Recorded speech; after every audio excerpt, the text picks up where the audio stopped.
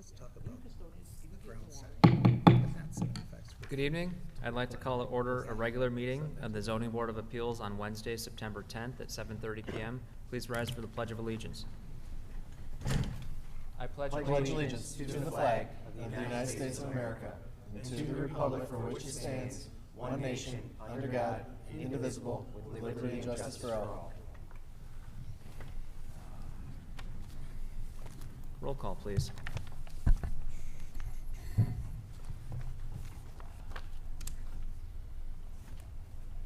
Mr. Nestorovich. Present. Mr. Green. Present. Mr. Perry is absent. Mr. Lindsay. Present. Mr. Clift. Present. Mr. Watts. Present. Mr. Assessor. Present. Secretary Jersey's present. Chairman Safaya. Present. I'd like to make a motion to excuse Mr. Perry. this Support. evening. We have a motion by Mr. Cliff, support by Mr. Watts to excuse Mr. Perry. All in favor? Aye. Mr. Perry has been excused. This brings us to the adoption of the agenda tonight. I don't believe there's any changes. Mr. Chair, I'd like to make a motion to adopt the agenda as written. Support. We have a motion by Secretary Jersey, support by Mr. Assessor to adopt the agenda as written. All in favor? Aye. The agenda has been adopted. This brings us to the approval of the regular meeting minutes of July 23rd.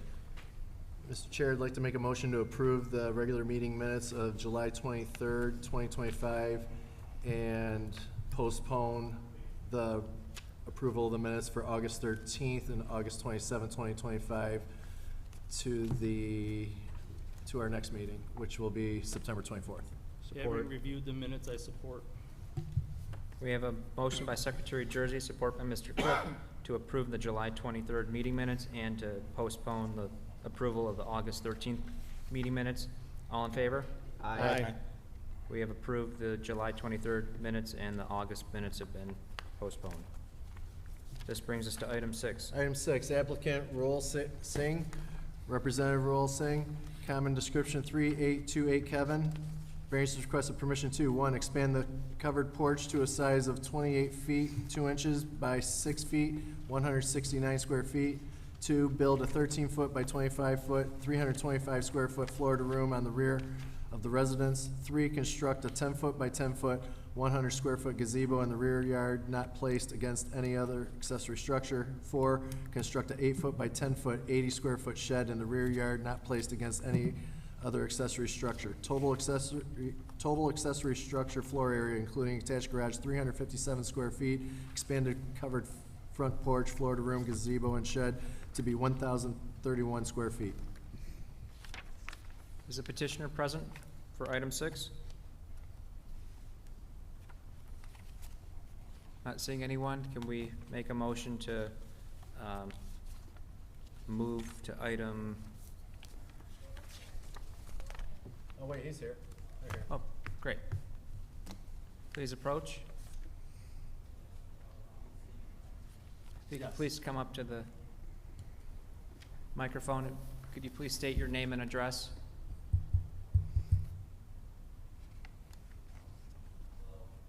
Press it.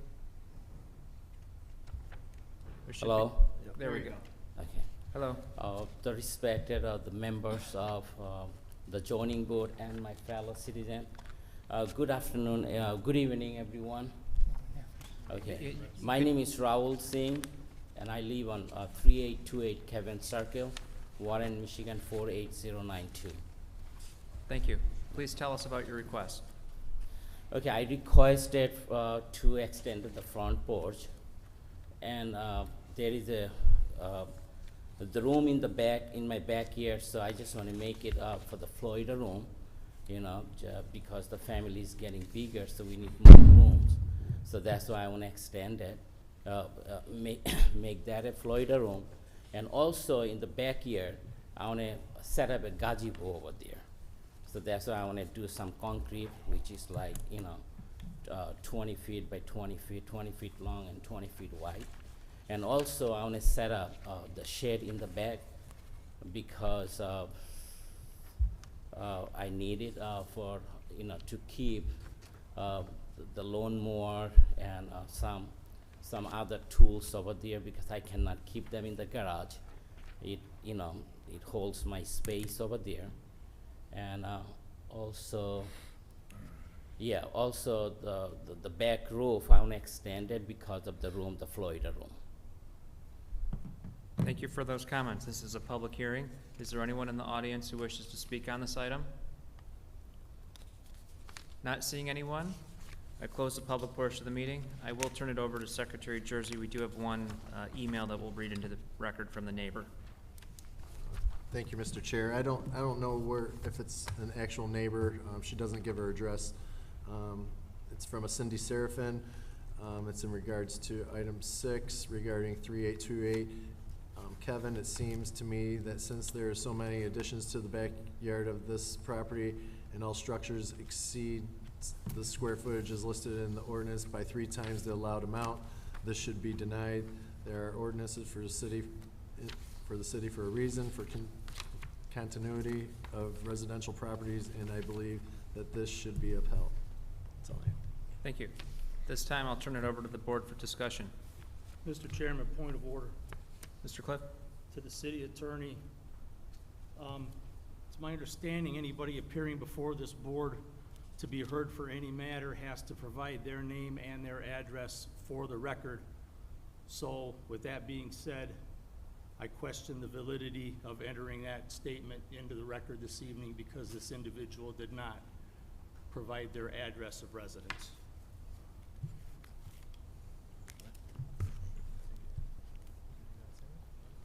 He's referring to the email that you read into the record. Okay, gotcha.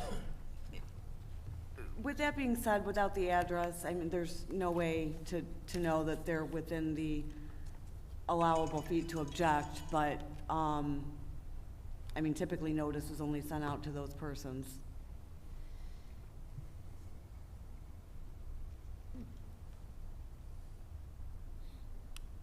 Any further discussion from the board? To me, it looks like it just came from just a regular resident from the city. You know, these are public hearings, are posted, so, you know, the public at large can, I believe, chime in, just as well as anybody. But do find it a little concerning they don't give the address, but maybe it's just, so I do see your point there, but I think pretty much, since this is a public forum, you know, it's a public meeting that's posted, that anybody could kind of chime in on anything. So that's just kind of my understanding, but I do see the concern about not having an address, though. You know. Mr. Chair? Mr. If Storrs? I could just add in, I do agree with Mr. Cliff, because anybody who speaks here has to give a name and address. And if they're sending something even electronically, they should provide an address so we know that they are a citizen of our city and such. And that's my point of And that's why contention. I- Anybody speaking yeah. before this body has to provide a name and an address. And I think that that should hold true, and I believe it does in our bylaws or our method of operation. You have to identify yourself and present an address. It doesn't have to be in the city of Warren, it can be in Timbuktu for all we care, but we Right. have to know who you are and where you come from. Because if a decision is made based on information in here and it's being swayed, maybe some legal repercussions later down the road or an appeal. I'm just looking out for our decorum as a board. I'll yield the floor. Mr. Chair? Oh, I'm sorry. Go ahead. Oh, just as a side note, you are correct pursuant to Article 7 of our rules of procedure. Each member of the audience may address the board for up to 3 minutes, and each public speaker shall provide their name and address to be heard. Mr. Watts? So, I understand what she's saying, and that's saying if they're here in public. However, any of this stuff is easily obtainable by checking the BSNA, and I'm not sure that the state law, I think the state law says you don't have to give an address, because we dealt with that at the council level. So, I don't personally see the big deal, but. Thank you, Mr. Cliff, for bringing that to our attention about the address. I'm going to go ahead and, unless someone would want to make a motion to strike that from the record, Well, here's the thing, the same citizen has another comment about another item on the agenda as well. So, I think, I think because our bylaws do stipulate they gotta give an address, I think we should make a motion to strike this at this point. But the bylaw says in person. It's true. So, kinda puts us in an awkward spot. given the ambiguity of the ordinance, I think I'll just leave it up to the individual board members tonight to decide whether you want to consider that comment, into your reasoning. Beyond that, what other questions or discussion do you have about the items presented tonight? Mr. Chair. Yeah. I'm sorry, Mr. Watts, was that you? Yes. Couple questions for the petitioner. It seems like a lot of square footage you're adding to a single-family dwelling. And I know your house is right on the corner. And it's kind of gonna overpower the property. And that doesn't fit with the other structures in the neighborhood. I mean, I guess I'm confused about how much room you really need. I can understand a shed and maybe a gazebo, but you're talking about the front porch, the back porch. That's a lot of space. I mean, 1,000 square foot you're adding to your property. And I assume your home, looking at it, I didn't look it up online, but I imagine you're probably about 1,400 square feet, and you're almost doubling the size. And that's a real concern to me.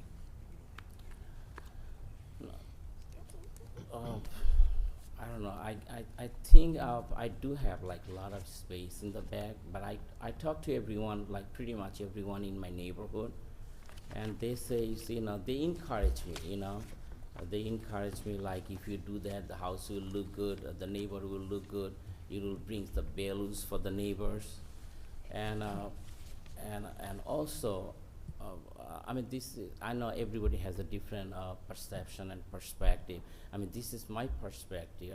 I don't think so if I put a gazebo and shed in the back, it's not gonna affect anyone. I understand what you're saying, but you're adding 1,000 square foot to probably a 1,500 square foot home. And, a variance normally is like one thing, and you move on. And in my opinion, if somebody's asking for 3, 4, 5 variances, then it really doesn't fit the area. So,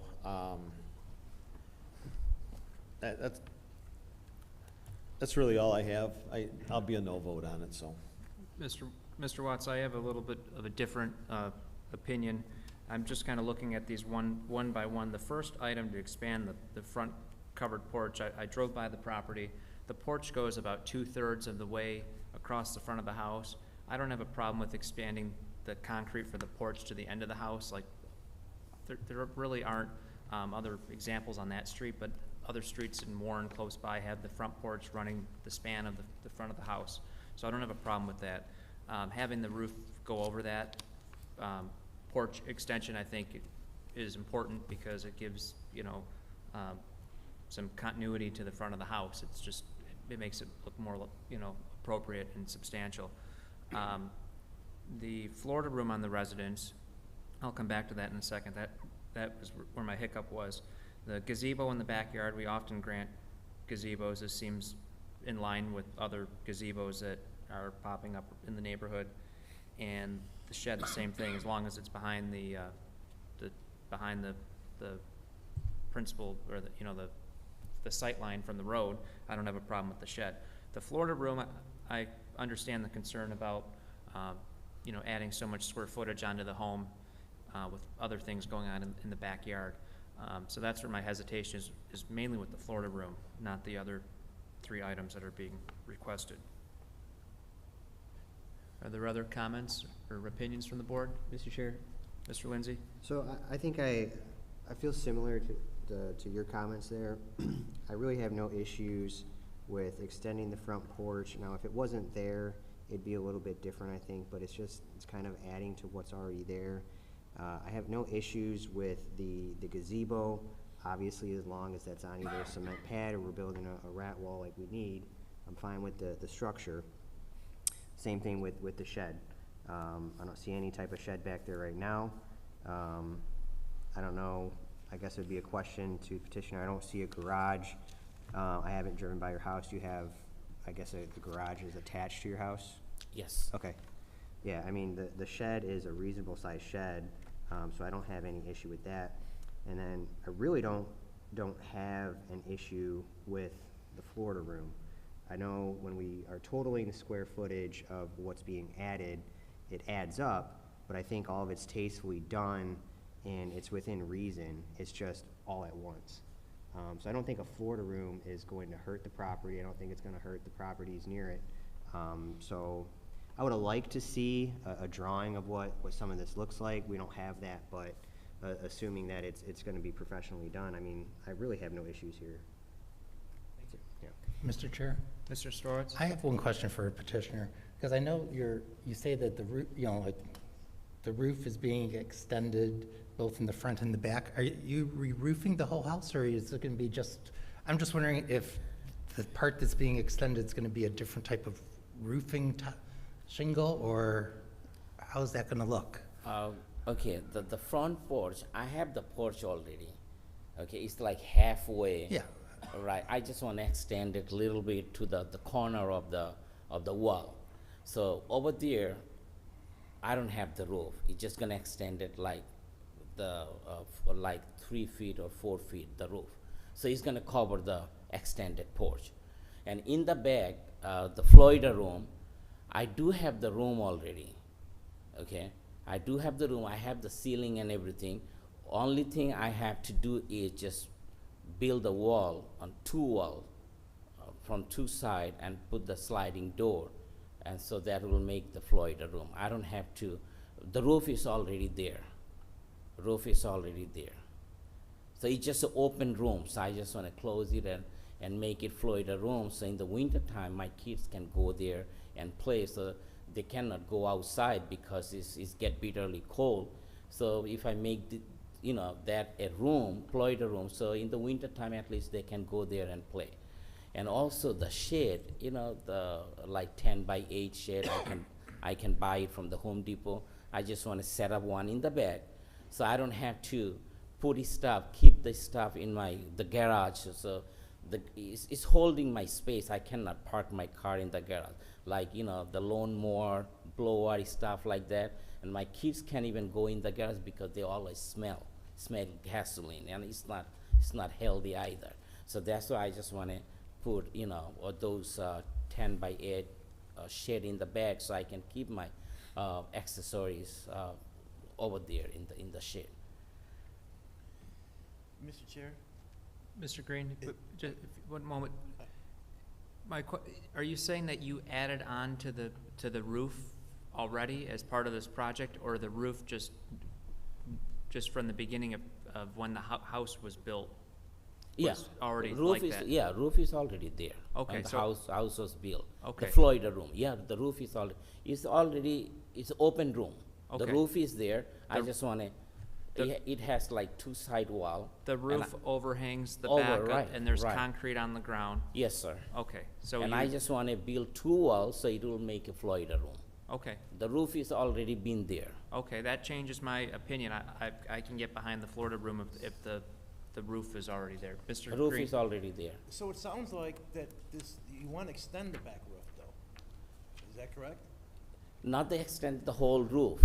The part that's not there. Just one side is like Right, it's in like the- 3 in the feet, front right? yard, correct? You want to extend the roof like the one in the front yard, I don't think, Ex- Okay, let me ask you this question, because this is not making sense. Do you have an awning out there right now? Do I have what? An awning, an aluminum awning in your backyard?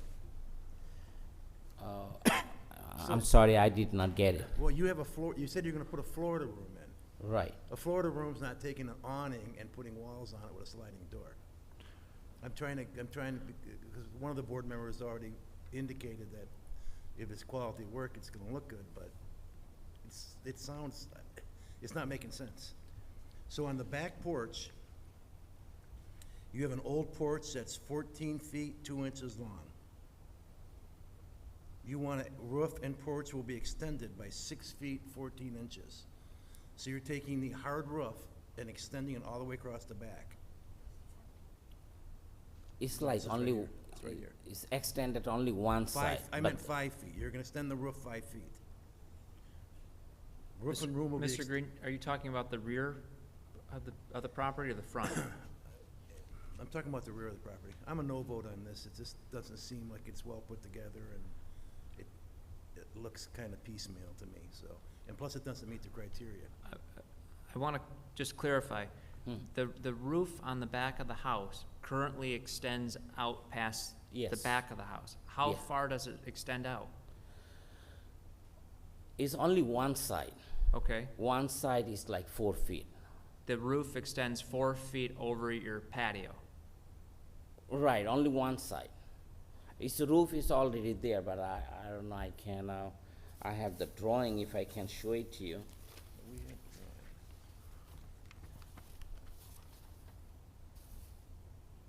Do you have any pictures or Yes, architectural I drawings? do have a drawing, if you allow me so I can come up. We have the hand sketch, but do you have any type of rendering showing what the, The picture. I'd like to see a picture of your backyard. Let's see if I have any picture. Oh, yes, I do have a picture. Can I bring it up? You can give it to Ms. Jones there. Okay, so this is the room, you see, I have the roof already. You see, this side is cut off a little bit. This side, little bit cut off. I just want to extend it this side. Okay? So room is already there, roof is already there. Yes, yes, yes.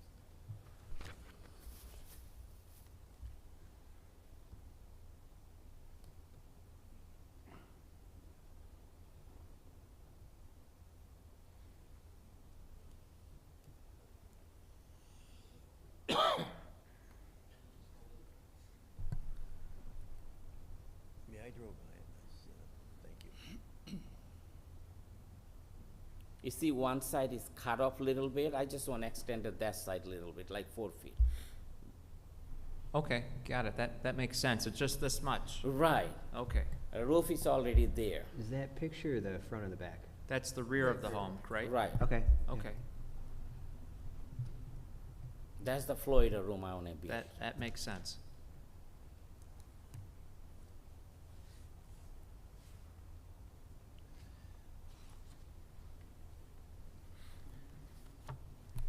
Mr. Chair, Mr. Lindsay? after seeing that picture, I think it just further validates my opinion that this is not a bad addition. I think we should allow it. It honestly looks a little goofy right now, and I think extending it and uniforming it is gonna look a whole lot better. So I'm gonna vote yes on this. Mr. Chair, I agree, thank you. Mr. Watts, I have more questions. you have the floor. So the front porch, you're gonna extend it all the way down to the end of the house?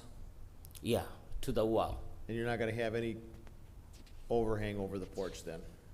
Over the new No. concrete? No, because it's the same thing at the front porch. I have the porch like halfway. Yeah. I have the roof.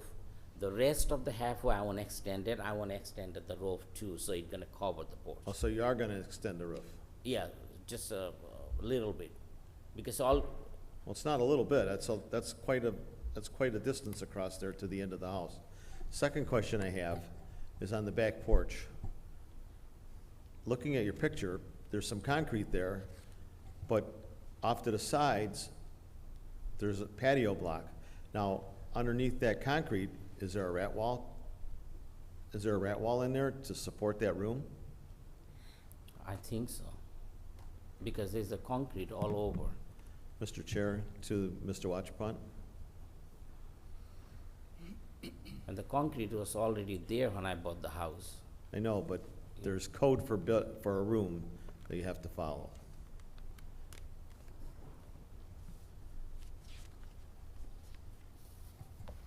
Yes, sir. I'm assuming you guys haven't been out there, correct? No, we haven't. Okay, so if he was to, because looking at the picture, it's part concrete, part patio blocks. And where I'm concerned, he's gonna slap up a couple of walls and a door wall on top of concrete that doesn't have a rat wall and those patio blocks. Well, it will require a permit, and we'll have to go through all the code to get approved through the permit process. Okay, that's my concern. Thank you. And that might be a real issue he faces, but as long as it's being built to the ordinance, I don't have a problem with it. Mr. Chairman, Mr. Cliff? sir, my question concerns your 10-by-10 gazebo that you're gonna put into the backyard. What's the floor of the gazebo? What material are you using for the floor for the gazebo? The gazebo, I'm gonna do the concrete, and the side, I'm gonna do footing. Okay. And it's gonna be an open gazebo, no walls? No walls, no walls. No walls. I'm just gonna buy one from the Home Depot and just set it up there. Very good. I think that's that's all I have. Thank you, sir. No problem, thank you. Any other comments or discussion? This item has gone on a while. It was confusing at first, but I think we understand. Mr. Chairman, I'd like to make a motion if nobody else has any discussion. Please do. I'd like to grant permission to expand the covered front porch to a size of 28 foot 2 inches by 6 foot. That's 169 square feet. 2, build the 13 foot by 25 foot, 325 square foot Florida room onto the rear of the residence. Number 3, construct a 10 foot by 10 foot, 100 square foot gazebo in the rear yard, not placed against any other accessory structure. And number 4, construct a 8 foot by 10 foot, 80 square foot shed in the rear yard, not to be placed against any other accessory structure. I don't feel that any of it's a detriment to the area as long as it's done under a permitted process. Support. We have a motion by Mr. Cliff, support by Secretary Jersey to approve the request as read. Mr. Cliff? Yes, for the reasons stated in the motion. Mr. Jersey votes yes for the reasons stated in the motion. Mr. Storovich? I'm voting no. I think it's overbuilding. Mr. Assessor? Yes, for the reasons stated in the motion. Mr. Green? No, hasn't established a practical difficulty, and the property's not unique and it's not necessary. Mr. Watts? No, I think there's too many unanswered questions and it's a detriment. Mr. Lindsay? Yes, for the reasons stated in the motion. And Chairman Safaya? Yes, for the reasons stated in the motion. Is that 5? Yep. Your item has been approved. Thank you. Thank you. Thank you, everyone. Thank you. This brings us to item 7. Item 7, applicant Aaliyah Barsick, Representative Christopher Frankovich, common description 23601 Willard. Variance is requested permission to allow 765.25 square feet of accessory structure floor area so that a roof can be installed over a 101.25 square foot rear deck in addition to an existing 484 square foot detached garage and a 180 square foot 3 Seasons room. Good evening. Good evening. If you could please start with your name and address. Chris Frankovich, my home address. I'm on behalf of the homeowner. Do you want her address or mine? It doesn't matter. It's 23601 Willard. Thank you. Please tell us about the request. I am the builder on this project. We were approved through the city, all of our permits for an addition off the back of the house with a deck. Everything has been approved. Construction has begun already. The homeowner, Alia, would like to have the deck portion covered. She is worried about the rain hitting the deck, coming through the deck slats, and that's really all I know about her reasoning for wanting this. So the deck will be there, she just wants the roof over it. So while we're building the addition, we would be extending the roof, hopefully, if this gets approved at the same time, so we don't have to come and add it later. Thank you for those comments. This is a public hearing. Is there anyone in the audience who wishes to speak on this item? Not seeing anyone, I close the public portion of the meeting and turn it over to the board for discussion. I'm looking at the, kind of the architectural rendering. So I see there's an addition on the house that's physically part of the house, heated and cooled space, and then I see the deck on the back of the house. And this item is just talking about the roof on the back deck, correct? On the deck, correct. Okay. So there's still gonna be a railing on the three sides of the deck? Correct. Okay. Mr. She was Chair, approved for an awning, a year and a half, 2 years ago. And for whatever reason, she wasn't able to start the construction on time, so it lapsed. Sure. So you all have seen this covering already, but now it's just slightly different with the extension of the addition. Yes. And I think it's tastefully done. I don't have a problem with it. Secretary Jersey? real quick to the petitioner, so it's just a roof, no walls, just a roof over the deck, basically, right? Correct. No walls, nothing. Okay. I yield the floor. Mr. Chair, Mr. Watts? question to the petitioner or the representative. So I assume you're building the back room now? Correct. Okay. Very well, thank you. Well, Mr. Chair, if nobody else has anything else to say, I'd like to make a motion on this item. Please do. I'd like to make a motion to grant the petitioner permission to allow 765.25 square feet of accessory structure floor area so that a roof can be installed over a 101.25 square foot rear deck in addition to an existing 484 square foot detached garage and 180 square feet, 3 seasons room due to the fact of the size and shape of the lot. It's not a detriment. Support. We have a motion by Secretary Jersey, support by Mr. Strowitz to approve the item as read.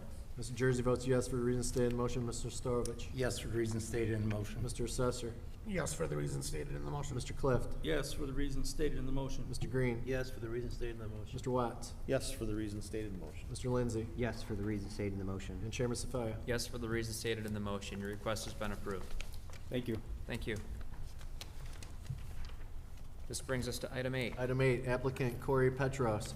Representative Corey Petros, common description 20703 Dexter. Variance is requested permission to retain single-family residential use in a C2 zoning district. Good evening.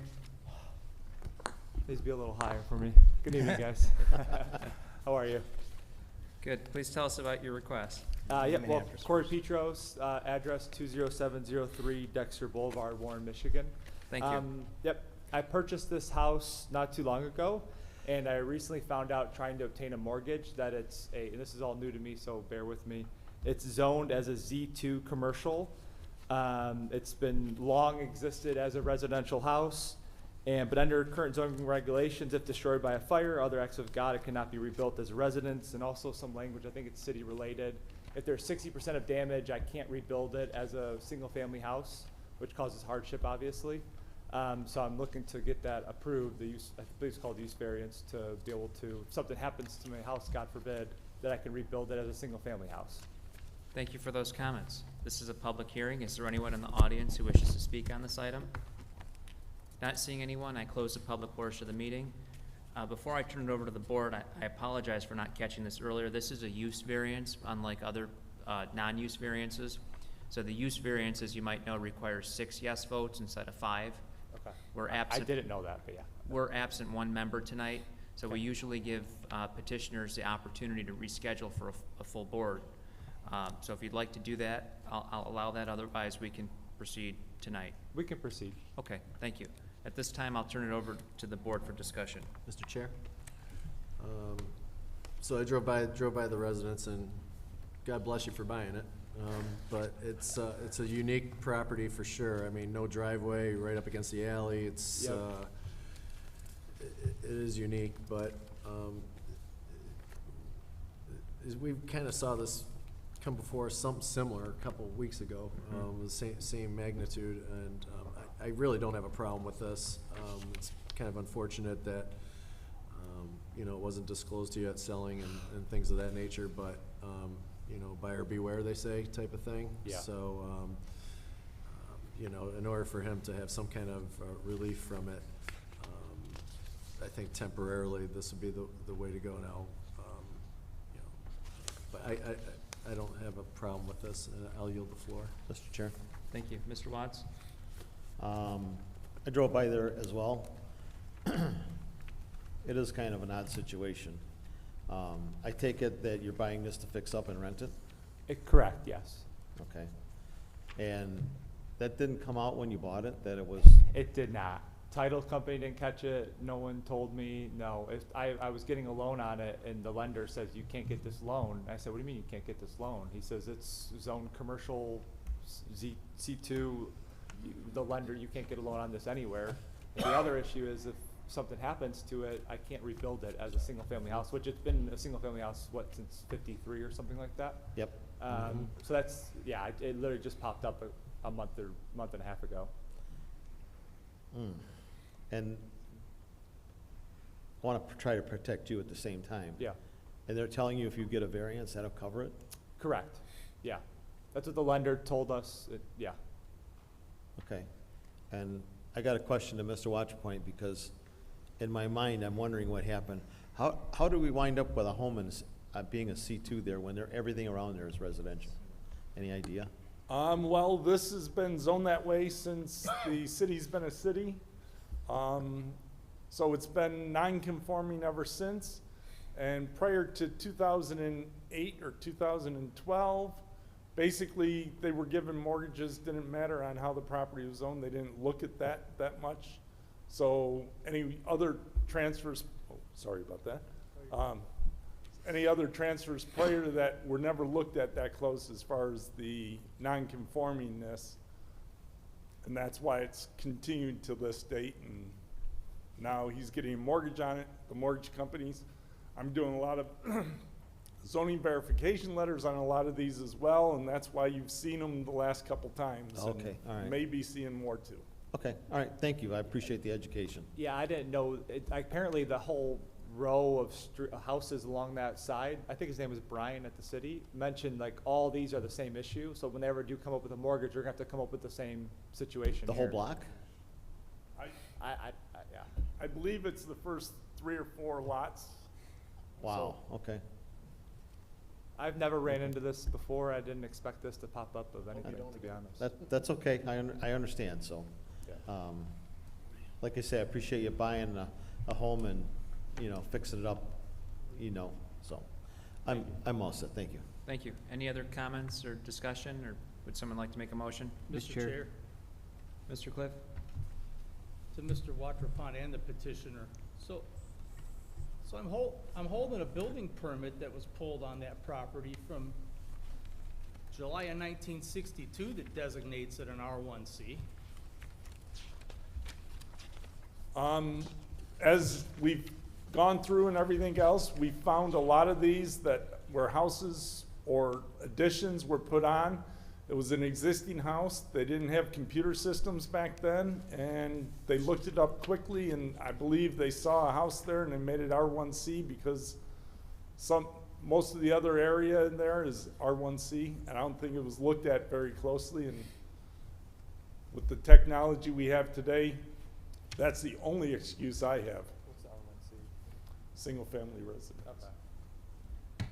So, sir, was that the only remedy you were offered, was to come and get a variance saying it was okay to continue your use that way, or they didn't offer changing your zoning or going, oops, we They must have said made a this was the mistake? only way to do it. That's what the lender told me. Yeah, Wow. I'm following them on this, honestly. All right, thank you. I'll yield. Mr. Chair. Mr. Lindsay? If nobody else has any comments, I'd like to make a motion. Please do.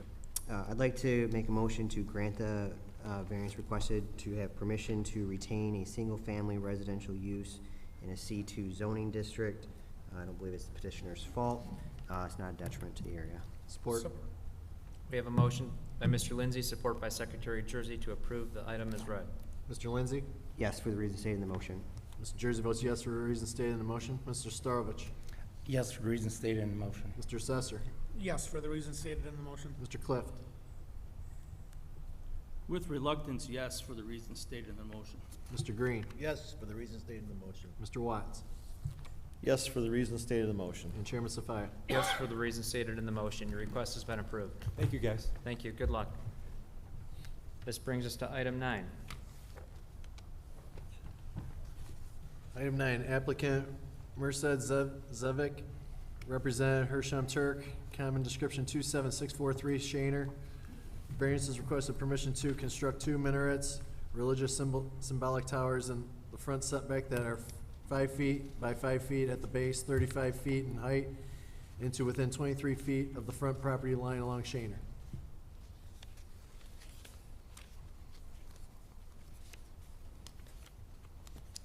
Good evening. Good evening. If you could please start with your name and address. Yes. My name is Sayad Melkish. I reside at 13656 Irvington Court, Warren, Michigan, 48088. Thank you. And I'm the president of the Masjid al-Furqan, which is the religious institution. Mirsad is along with me on the application. He is traveling currently, so I'm the only one with the architect here. My name is Hisham Turf. I'm the architect who's helping with this project.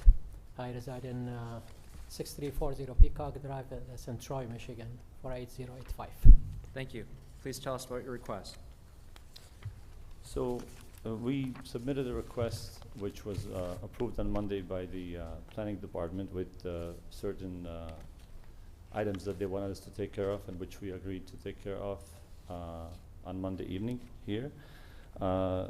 The only reason we need the variance is because the minarets that we're trying to build will be a few feet out of the property line where it stands right now as an existing building.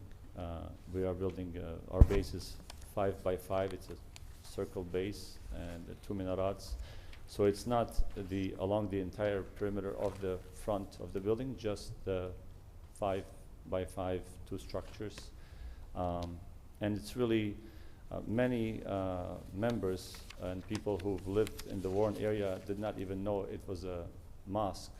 Many times they said they passed by, they did not. The sign doesn't always stand out due to the size. Even one of the planning members told us last time they had a hard time finding the. So our building does not aesthetically look like a religious center or mosque, and we're just trying to improve that look, not only for us, but also for the neighbors and for any of those who are looking for a mosque. I think it also helps with the safety, because when people are driving and looking to pull into a driveway off a Shaner Road, which is only 2 lanes, it only helps to know when to slow down and know that you are approaching the entrance and you need to be careful. So that is what we're seeking tonight with this variance. Thank you for those comments. This is a public hearing. Is there anyone in the audience who wishes to speak on this item?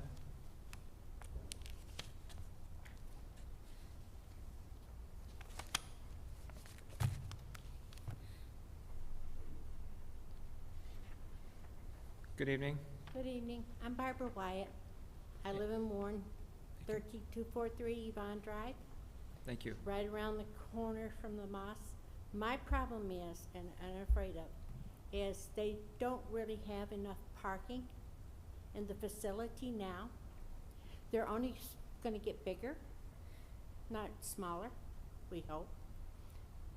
But they park in front of our drives, block the fire hydrants, everything, and that's our problem.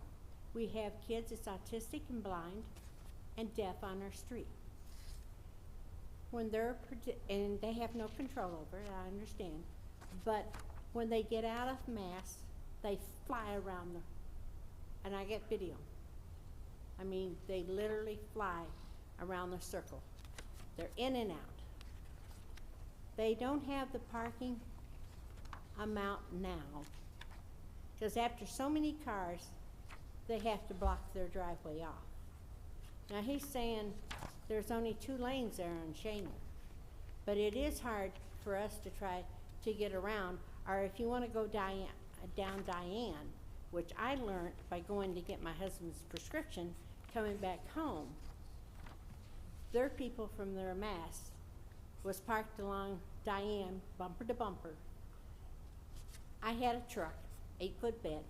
I could not really back it up to Shaner. The guy literally got out of the car and told me, like that. I couldn't understand him. I said, sir, I don't understand you.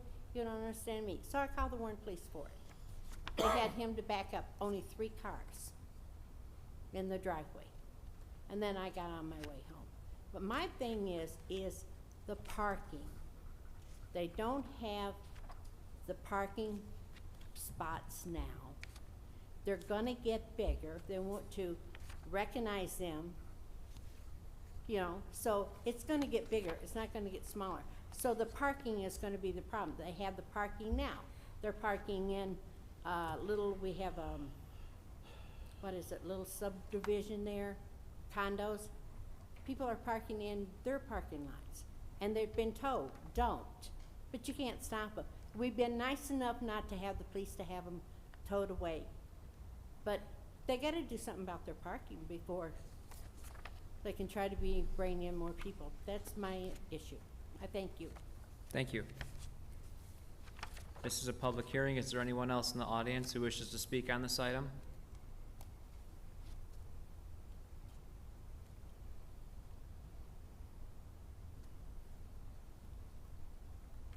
Good evening.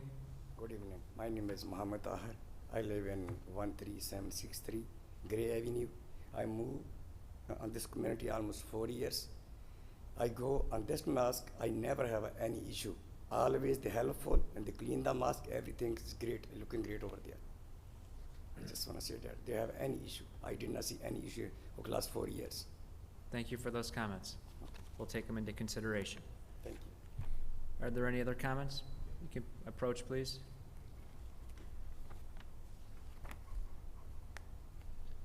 Good evening. Good evening. My name is Senad Rivadik. I live in Warren more than 15 years. What is your street address? 28645 Flanders. Thank you. I'm about half mile from that community. I'm a member of the community. And I'll tell you, yes, we have problem. Actually, people who make a problem are not part of our community. Those people who come on Friday Mass, that's for about 1 hour or whatever it's.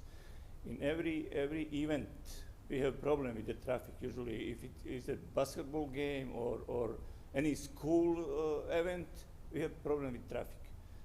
I invite all those neighbors to come, and we can try to solve it, either to hire police or patrol or something. I know that's the problem. We invite them. We can have either monthly meeting or whatever. It's not going to be meeting. We can come and talk for any issue, any problem if they have. We have to issue. The problems cannot divide us. We have to be strong as a community. Those are small problems. I think we can solve that. It is not so. What they said, we're gonna grow up. Because we are looking, we will try to buy some more parking space. If there is any available property around, we will buy it, you know, to make everybody safe and everybody happy, you know. And also we have also to provide the people who come. Usually we have enough parking space for community members, but we don't have enough for people who come just on Friday to pray, because they are either work on Warren, they live maybe in Hamtramck or Dearborn or other cities, but they work there, and then in the time of prayer they come, just pray and leave. And that's the problem, you know. We have enough parking place for community members, but sometimes, and we will see if we have time, like Iona, they have two time mass. We don't really big to have two masses, two times. But if we must have 2 times, we will do it, you know. But I said, if neighbors have problems, just came to us, and we will try to hire either patrol officer or from our own somebody to regulate traffic around. So I just thank the neighbors to tell us what the problem. Maybe we don't know. Even they can come to our mass and see our imam, who held that mass. They always remind people not to disturb others, don't to park illegally, don't to park. Even we have problem in our community. They park on the grass, and we always have to remind them, don't park on the grass, don't block somebody else, don't, you know. in case emergency, somebody has to leave or emergency vehicle to come, the people do strange things, you know, that not all the people in every religion, they don't follow rules. They just come, they either a church, mosque, or synagogue, or whatever it's, they don't know what the rules, you know, so that they do not behave by the religion. So that's why we need those institutions to teach the people how to behave, to teach the people how to communicate with neighbors and to live together. Thank you. Thank you. Yeah. This is a public hearing. Is there anyone in the audience who wishes to speak? Please approach.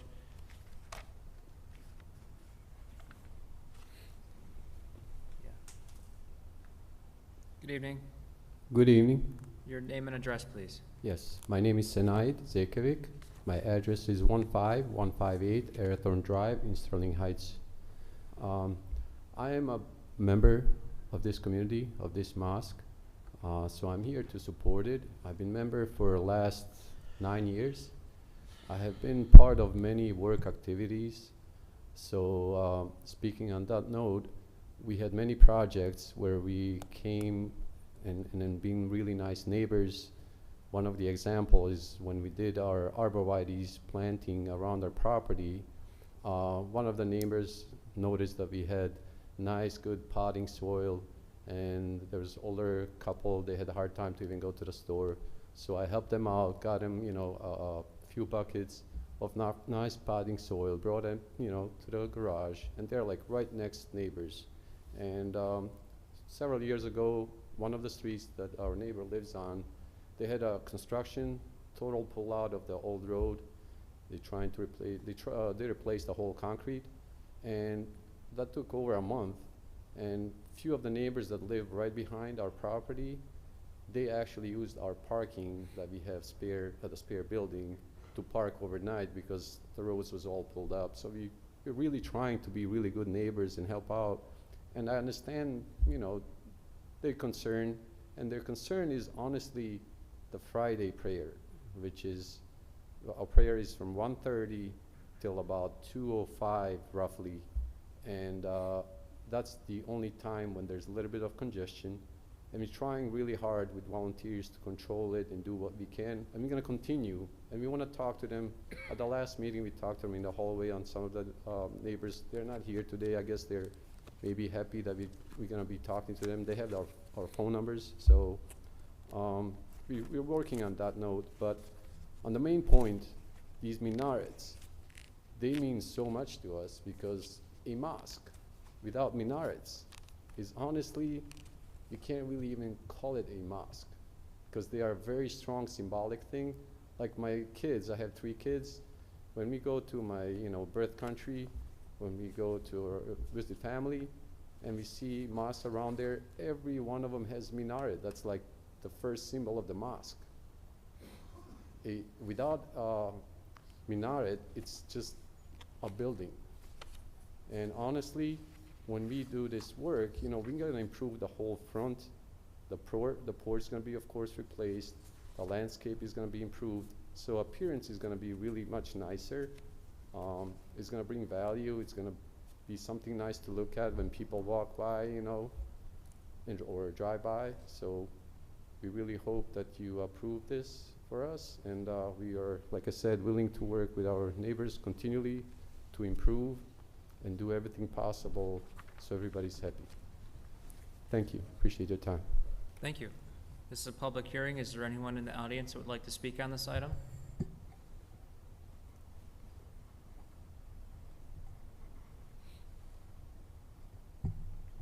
Good evening. Good evening, everybody.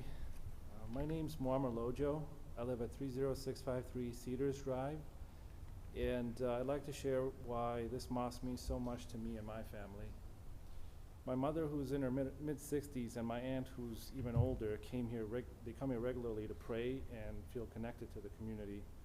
I also bring my 3 children here so they can grow up learning faith, kindness, and the value of community. What makes this mosque truly special is the people. We see folks from all races, all walks of life coming together. We share meals, we hold potlucks, and we spend time getting to know one another. It's a place where friendships, form and neighbors become like family. It's also an important home for people who have converted to Islam. For some of them, the mosque is their only way to socialize and be part of a supportive community, because they often find themselves cut off from family and friends due to their newfound faith. To me, that's the beauty of this mosque as well as Islam. It brings generations together, it welcomes newcomers, and I believe it strengthens the fabrics of our community. And correct me if I'm wrong, but the minarets are purely cosmetic. It's just going to make the building stand out from the road. I think will add beauty to our community. And every time I've driven past a church, a mosque, or a synagogue, I've always appreciated the architecture. And I love our neighbors. I think we have great neighbors. Last time we were here, we spoke outside. A few of them even agreed to come join us for a barbecue. So I think it's going to work out good.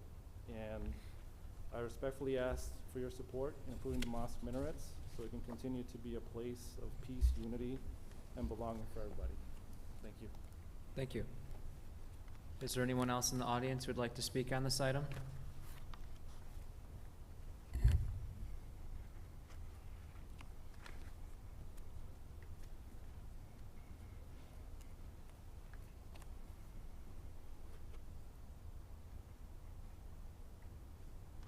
Do you have a comment, sir?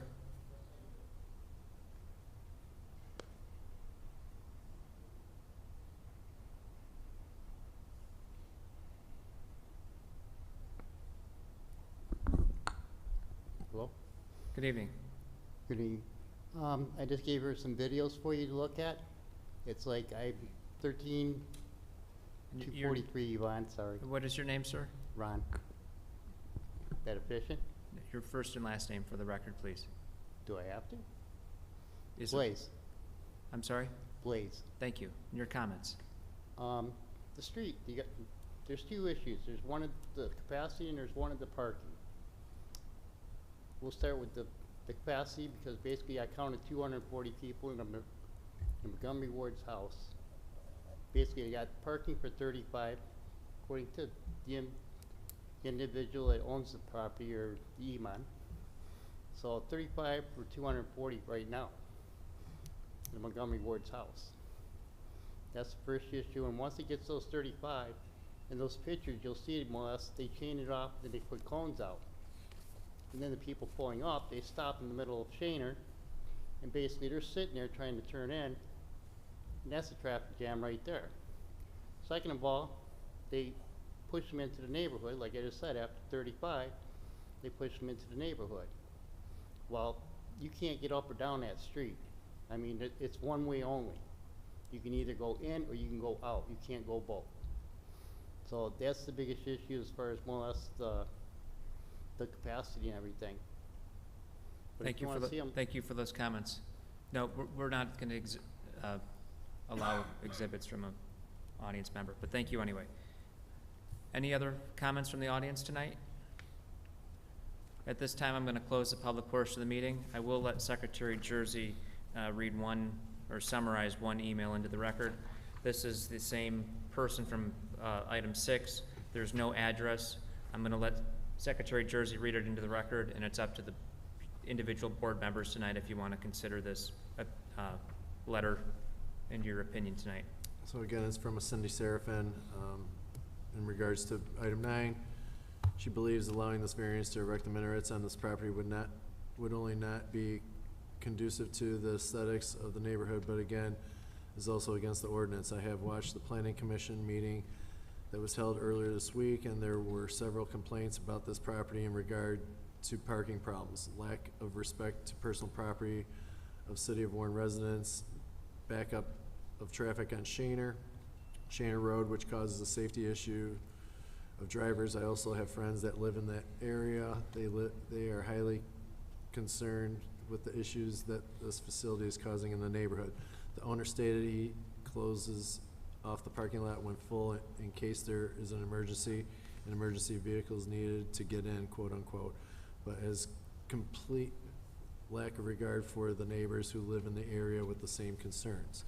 With the addition of the minarets and an increased identification of this building, I believe this would only bring more vehicles to an area that is already overrun with the lack of parking.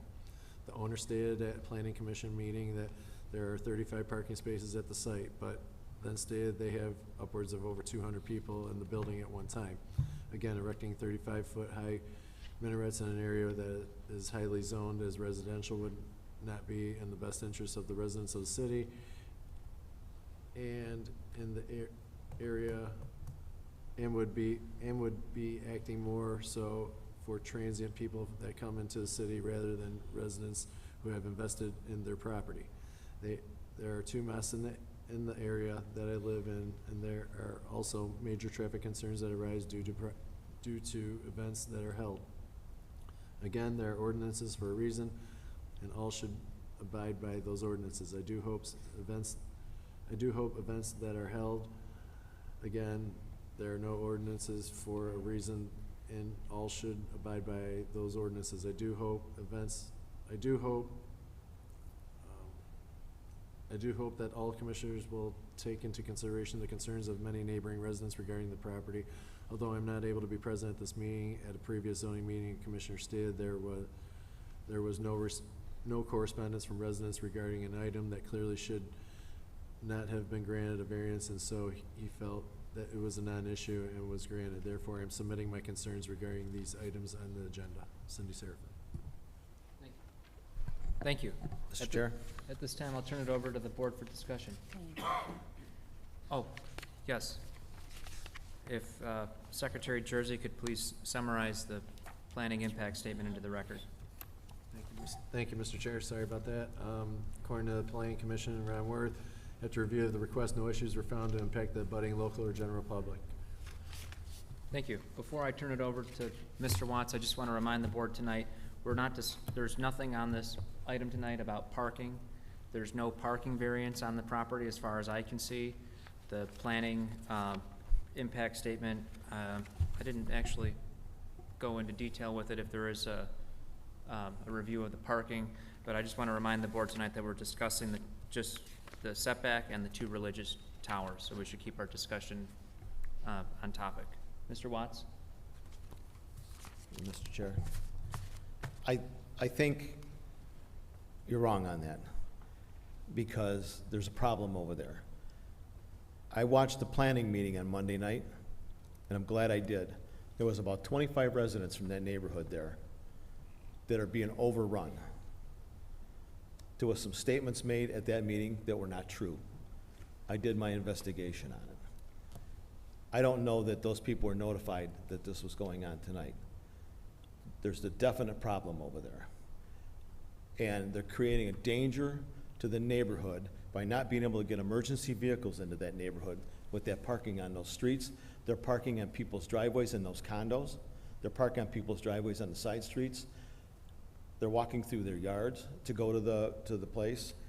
And then myself and Mr. Green took a ride over there. There's 2 sheds on the property, which is a problem. The trash enclosure is not enclosed and the dumpster sitting outside of it, which is not up to code. Honestly, I don't even know how we can hear this tonight until their property's brought up to code. That's my first problem. Now, the second problem is, as many cars that's coming over there, they're probably overfilling the building at prayer time. I did a check with the fire marshal, and it's limited to 192 people. Next, I looked at the backup documents that we got here, and they were aware that they bought a medical building. They bought a medical facility and office building. They didn't buy a church. They didn't buy a mosque. Bought a medical building. And there's already been, according to what I read here, 5 variances applied for since they bought it. And now they want a 6th. You know, what's going to be next? That many variances on a piece of property tells you it doesn't fit.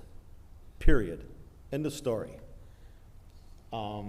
Putting the 2, I understand that their religion and stuff, the minarets, if I say it right, I'm sorry. That's part of your culture, your religion. I understand that, but 35 foot for those 2 of those does not fit the neighborhood. Does not fit. And it's not our fault, it's not the residents' fault in that area that you bought a medical facility and trying to turn it into a mosque. You should have bought something that would, if you're expanding, maybe you need to look for another building in the area that would accommodate it with the parking. Because you can't put 300 or 400 people in a building. It's not happening. It's just, there's just so much here is wrong that doesn't comply with our ordinances that there is no way I can vote for this. This is a danger to people attending your mosque if there's that many people in the building. There's a danger to the residents. There's a danger to the people in the condos. Now we're hearing tonight there's also a traffic problem. And all of those, there's probably 20 residents, 25 residents Monday night that were at the planning meeting that all voiced an opinion. Planning Commission did not take one thing into consideration.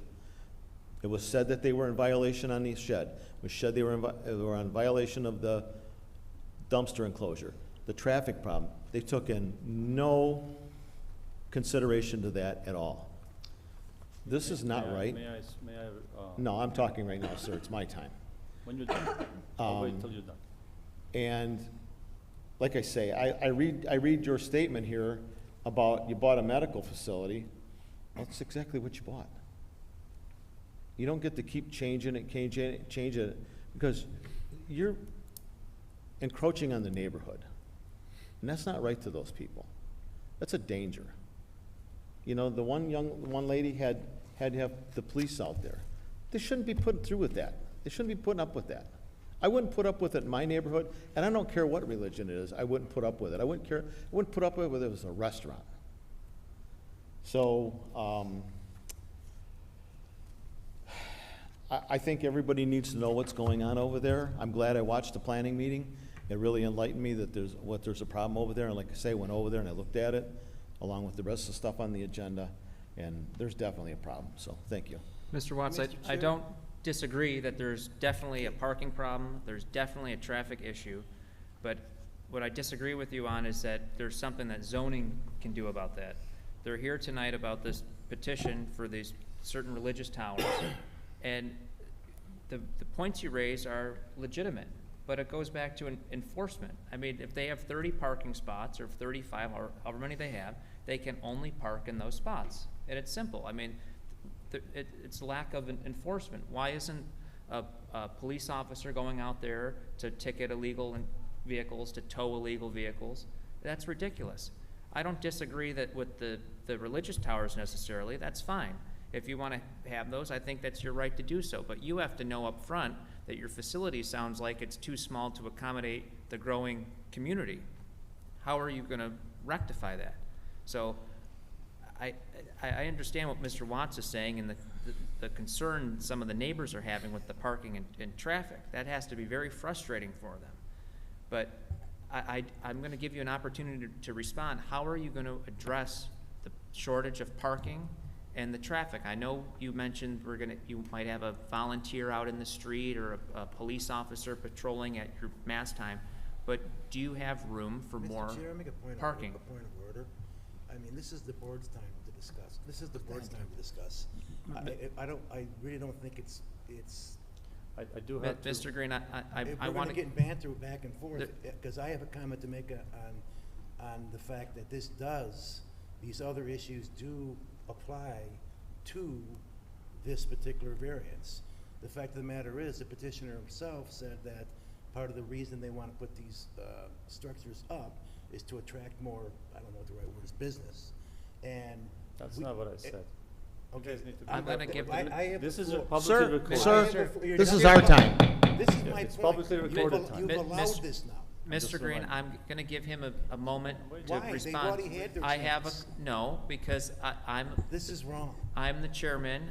And you're supposed to speak last, by the way. I'm raising a point to the petitioner. I want to know what, and you're going to tell me briefly, please. But if it's not a part of the variance, wanna- why are you asking that then? You're the one who said it's not a part of the variance. Mr. So Green, now you're asking something that you already said is outside the scope of what we're doing. It is. I think the parking is totally outside the scope of this item tonight, but Mr. Watts raised the parking issue up, and since he raised it up, I think it's a legitimate issue. So do you not want to hear how they're gonna have more parking? No, because it's not a part of what, you just stated that the parking and all these other issues that were brought up are not a part of this variance. That's not what they're asking for. They're asking for 2 structures. So if we're gonna go I think that is a part of it. But. You think what's part of it? This whole picture, the parking, all these different items, when the petitioner says that part of the reason they wanted to identify is so they can have more people is the problem. But you've already stated previously that you don't think that's a part of the whole thing. So why are we having the discussion then if you're the chairperson and you just got done saying that this is not a part of the variance? Well, and now we're gonna have banter back and forth with people. They already had their opportunity. There's no to banter. address this. Mr. Green, we allow questions to be answered by the petitioner. You're correct. When the petitioner speaks and they're done talking, they're not allowed to speak again unless a board member asks them a question. I have a question for him, and I'm going to answer. He's going to answer. You're supposed to speak last, by the way. But Thank go you. ahead. I'll give you just a moment to respond about the parking. Thank you for that. It's sad that I'm sitting here listening to false statements from the Monday night, which was 2 nights ago, about the amount of people that were here. And this is public record, so thank you for putting those numbers out there that are not true. Secondly, we addressed every single issue planning department told us about, including the shed. Mr. Chair, are we going to answer questions about the parking? I'm going to answer the question, sir. There's just If you a question. I know. I understand. I'm just Please, paraphrasing. He made false statements that are not true from 2 nights ago. We agreed to everything, and we have in the last 10 years we have done everything you guys asked us of. So that's going to be Mr. taken Chair, care of this is like not it the always was. question. Now, regarding the parking. Please. Okay. Why isn't there 25 people here tonight, sir? You know why? Because I spent an hour talking to my neighbors. They shed tears with me in the hallway. And they agreed to come and join us and talk about these things. Our issue is not a daily parking space or any other time except on a Friday, which is an issue in any mosque. Go to any bigger institution. Go to mosques that have more than 2 minarets right now, and go at any other time. You will not have any more people praying than who are at home who have nothing else to do. I've never stated anywhere, I don't know where this information is coming from, that we are seeking more members. What I've stated is, Mr. Chair. I've stated is, I'm not we going are- to be called a liar during a meeting. I did not call you a liar. No. I said it's a wrong statement, sir. Mr. Chair. Excuse me. I've never stated that we are looking for more members. That's not true. Our members and the mosque and that we bought, the medical center that Mr. I can't say Watts is referring to, we bought it. We understood what we're buying. Our community has enough space there. What you can't control is it's a public institution. People have the right to come on the Friday after, if they work in the nearby, in Warren City, you want to kick them out of Warren City to go work somewhere else just because they're coming to our mosque? I can't control and tell people. It's not like a church where people only go to a particular church and maybe nowhere else. In a mosque situation, people Mr. usually Chair. go where they work nearby so they can go back to work in a timely manner. Okay. What we have done, to answer your specific question, I apologize, is that we have had volunteers out. We've never allowed our 2 parking spaces, which we bought the parking. One of the variances that you're talking about was for the parking that we bought next door. My question was, do you have more land on your property that could be turned into parking? Not currently, no. No, okay, that was my But question. minarets have nothing to do with the amount of parking we have or the amount of people that are going to visit the mosque. Thank you. Mr. Chair. Mr. Lindsay. I have comments. I would like the time that the board was given to discuss the variance. I don't have any comment regarding parking. So I would like a chance to speak and talk to the board about what we have going on here. Mr. Watch, thank you for your comments. I agree with some of your sentiments, right? So in the packet that the applicant has provided us here, he stated that they bought this building as a medical center, and now they're using it as a religious center, and it's not suited for what they're doing. And now they're trying to add on to the building to better accommodate. So to me, that doesn't justify the need for a variance. It's self-imposed. We have other issues here. He states under the property being unique, and he says part of the reason is to keep prestigious members who will positively contribute to the city and the neighborhood. So that sounds like to me that it's for an economical reason. So this doesn't seem necessary. So in order for us to grant this variance, the applicant has to demonstrate that he has established all of this criteria to have a practical difficulty. He doesn't, so I'm going to be voting no. Thank you. Mr. Chair. Mr. Green. So with the issue in front of us is these structures. And in my opinion, they don't meet any of the criteria. They're not, they don't create an unreasonable burden. They're not self-imposed. The property's not unique. It's a detriment. It's not necessary. They don't meet one of the criteria. So my vote will be a no. That we can simplify it. Any other comments or discussion from the board? Mr. Chair. Mr. Chairman, when you're done. Mr. Horowitz? You know, it's like, and I'm not gonna bring up anything on parking, but, you know, the issue that we run into, because I remember being on the board when some of these previous variances were granted. And, you know, and the problem we sometimes run into is a building that somebody buys is, things are getting overbuilt. Because, you know, if this property was larger and you had the 30 feet in the front, it would not even come here. You'd build the minarets and there'd be no issue whatsoever. They're running into a problem because of course they don't have the 30 feet that's required by zoning, and you're talking about like, it's 23. So it's like, you know,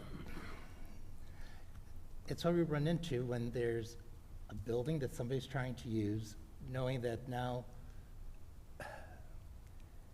you want to be able to give them the use of that they want, but then it's like it's requiring too much variances from zoning. That's where I tend to question. It's like, is that property too small for the use that the petitioner is trying to do? That's just my only comment. Thank you. Mr. Cliff? Thank you. So getting down to the nuts and bolts of this, are we actually talking about Mr. Watrapont? Mr. Watrapont, you can help me with this, please, sir.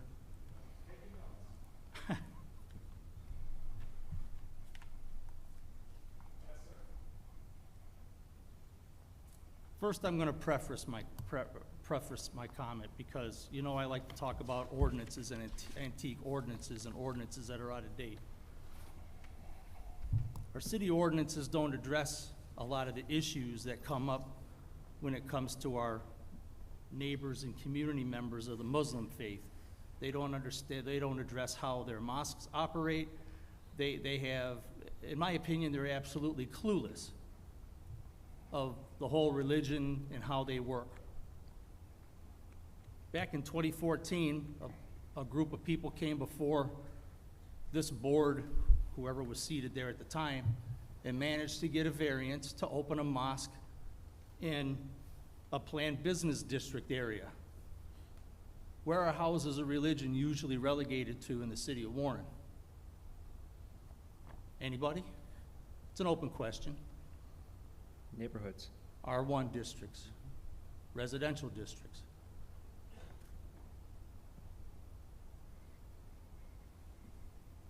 We've had a few come before us since I've been on the board talking about, I know we don't want to talk about parking issues, but they were looking for some reduction in the requirements of parking issues. And we had to wrestle around figuring out average attendance of people that would be attending the mosque because they don't use pews for seating. There's very, very few chairs at all in a mosque.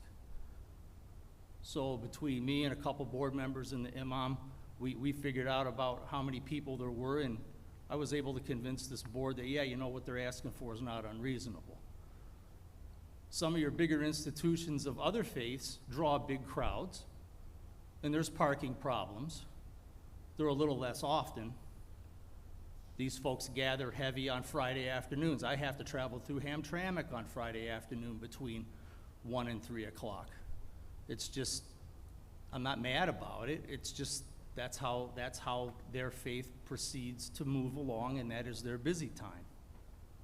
Now, I'm not condoning the activity, and I'm not saying that I agree with maybe some disruption that goes on in the neighborhood, but at the end of the day, that's not what we're here to talk about. There's other avenues and other vehicles and other ways to deal with neighborhood problems to be addressed in our neighborhoods. And if the city's not listening to the residents and taking those charges up and dealing with them at face value, then shame on the city. Mr. Watrapon, are we actually talking about 2 feet here? Talking about 7 feet from the ordinance, from the 30-foot setback. 7 feet. Yep. In the ordinance as it stands, there's no restriction on height? There's an exception to the height in Article 19. I don't have that handy on me. But basically, it includes steeples, any religious activity Fair going enough. over that. So there is a... I knew I read it somewhere. I wasn't clear where I read it at. It's in Article 19. It's Don't a know lot to take in. specific number. So at the end of the day, we're sitting here talking about 2 structures, one of them or both of them being within 7 feet of the 30-foot line. I believe both of them within 7 feet of the 30-foot line. With that, I'll yield the floor. Any other comments? Mr. Watts, did you have something to Yep, add? I want to ask Mr. Watchpont while he's at the, and then maybe the city attorney. So we have a trash enclosure that's not up to code. That was brought up the other night, and I looked at that and I witnessed that yesterday. And there's 2 sheds on the property, and I'm not sure that, I don't think 2 sheds are allowed, but I don't know that they're up to code either. And that was brought up the other night. A question to you is, how do we deal with that? I mean, if a property isn't up to code, should we be here for a variance right now?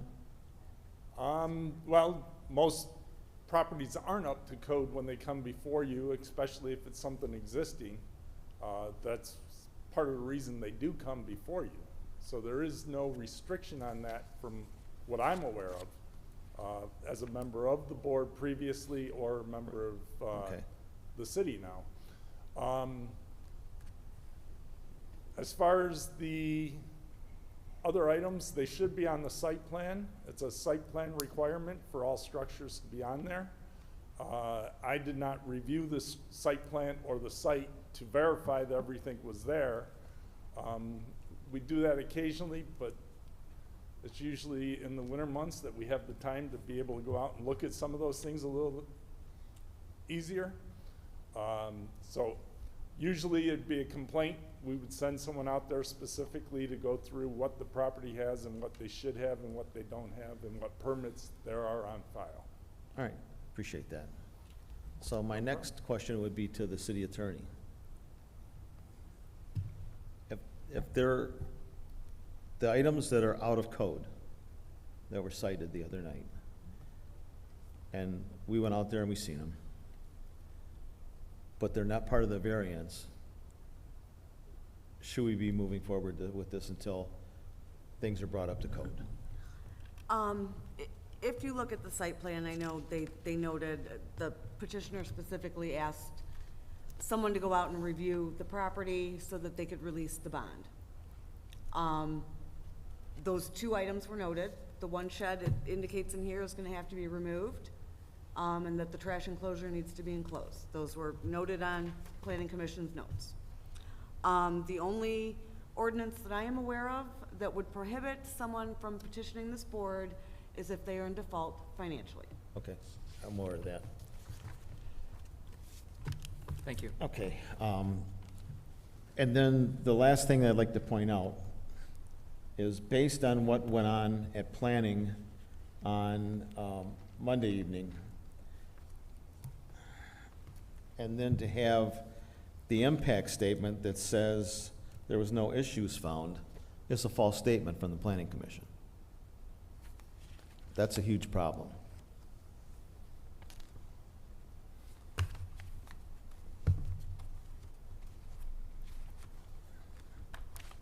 Any other And- comments from the board, or does someone move to make a motion? Mr. Chair, Lindsay? if there's no other comments from the board, I'd be prepared to make a motion. Let me make sure I got my right page here. So I would like to make a motion to deny permission to construct 2 minarets, religious symbolic towers in the front setback that are 5 feet by 5 feet at the base, 35 feet in height, and to within 23 feet of the front property line along Shaner. Reasons being, I don't think it would be unreasonable to stay within the compliance area of the setback. This is clearly self-imposed. I don't believe the property is unique. It is a detriment to the area, and it seems to be personal and economic, and it's not necessary. Support. We have a motion by Mr. Lindsay, support by Mr. Watts to deny the request as read. A yes vote is to deny. Mr. Lindsay. Yes to deny. Mr. Watts. Yes to deny for the reasons stated in the motion. Mr. Green. Yes to deny for the reasons stated in the motion. Mr. Cliff. No, on the face of it, I don't see a problem with it. Mr. Assessor. Yes to deny for the reasons stated in the motion. Mr. Nestovich. I'm gonna vote yes to deny for the reasons stated in motion. Mr. Jersey votes yes to deny for the reasons stated in motion. Chairman Safaya. No, I believe the setback was reasonable, but unfortunately, the item has been denied. This brings us to item 10. Item 10, applicant Radiant Sign Company, Representative Paul Weinstock, common description 423 12 Mile. Variance is requested permission to install a 124 square foot wall sign. Good evening. Good evening. Your name and address, please. Paul Weinstock, 14500 Talbot Street, Oak Park. Thank you. Please tell us about your request. I'm here to request a sign variance for Whole Fruit. They're opening a new fruit market where the former CVS was on 12 Mile. Warren only gives a 40 square foot sign allotment, and the nature of their logo, the way that their center logo comes up, it really doesn't, we're not really using the whole 124 square feet we're asking for. It's really more like about 75 square feet because of all the dead space, the way that the square footage is calculated. He's spending a lot of money on this store, building a new store, building a pizzeria, taco shop, and the nature of the way the building is angled on 12 Mile, you can hardly see it from one direction, setback from the road. So we're just trying to see if we can get a larger sign for more visibility for him to have a nice neighborhood store. Thank you for those comments. This is a public hearing. Is there anyone in the audience who wishes to speak on this item? Not seeing anyone, I close the public portion of the meeting and turn it over to the board for discussion. Mr. Chair? Mr. Storrs? I guess I have a question. Maybe Steve, you can help me out with this. The CVS there, I know they had a 96 square foot wall sign on the south elevation that was approved. And then they had their, I guess I was trying to think between the two, with the variances of what CVS had for a sign on both facades, what did that add up to, that the sign would? Each elevation would stand on its own. So it'd only be the front elevation that we'd take into consideration in that. Okay, and the existing CVS sign, the previous, I was trying to see what was granted for them. That's why I could not find, I saw the south elevation, I did not see the west elevation. Is there a west elevation on this Well, I meant request? the one that faces the front. Because CVS had a sign on the front of the building, and they had a sign But- on the side of the building. And the front was like southwest, Yeah, right? Yeah, southwest. okay. And then what about on the other side?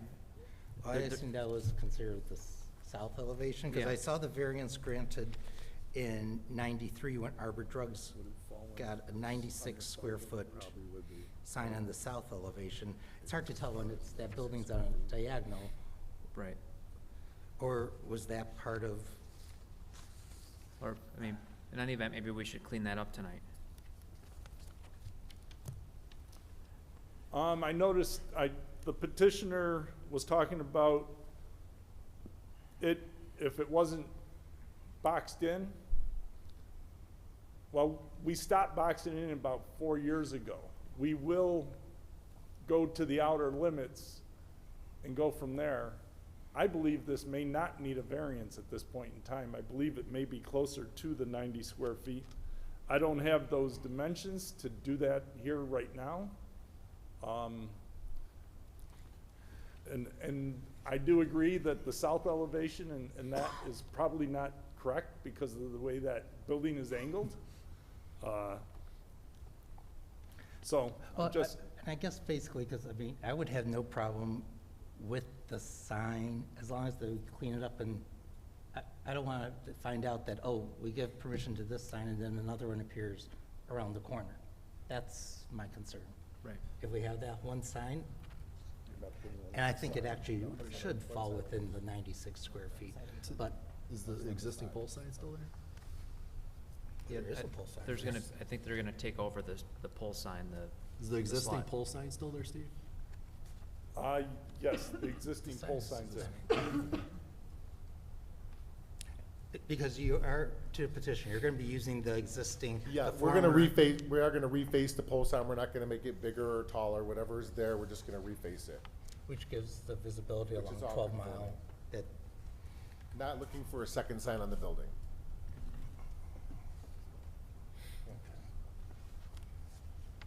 Any other comments from the board? Mr. Chair, Mr. Cliff? yeah, drawing that up, thing looks like it's about 6 feet tall and 36 feet wide. The old one that was on the front, on that southwest elevation. The CVS, yeah, probably so. Is that something you want to look into and maybe we do this again or postpone? No, we're happy with what, if we can get the size that we're proposing, we would be totally, okay with that.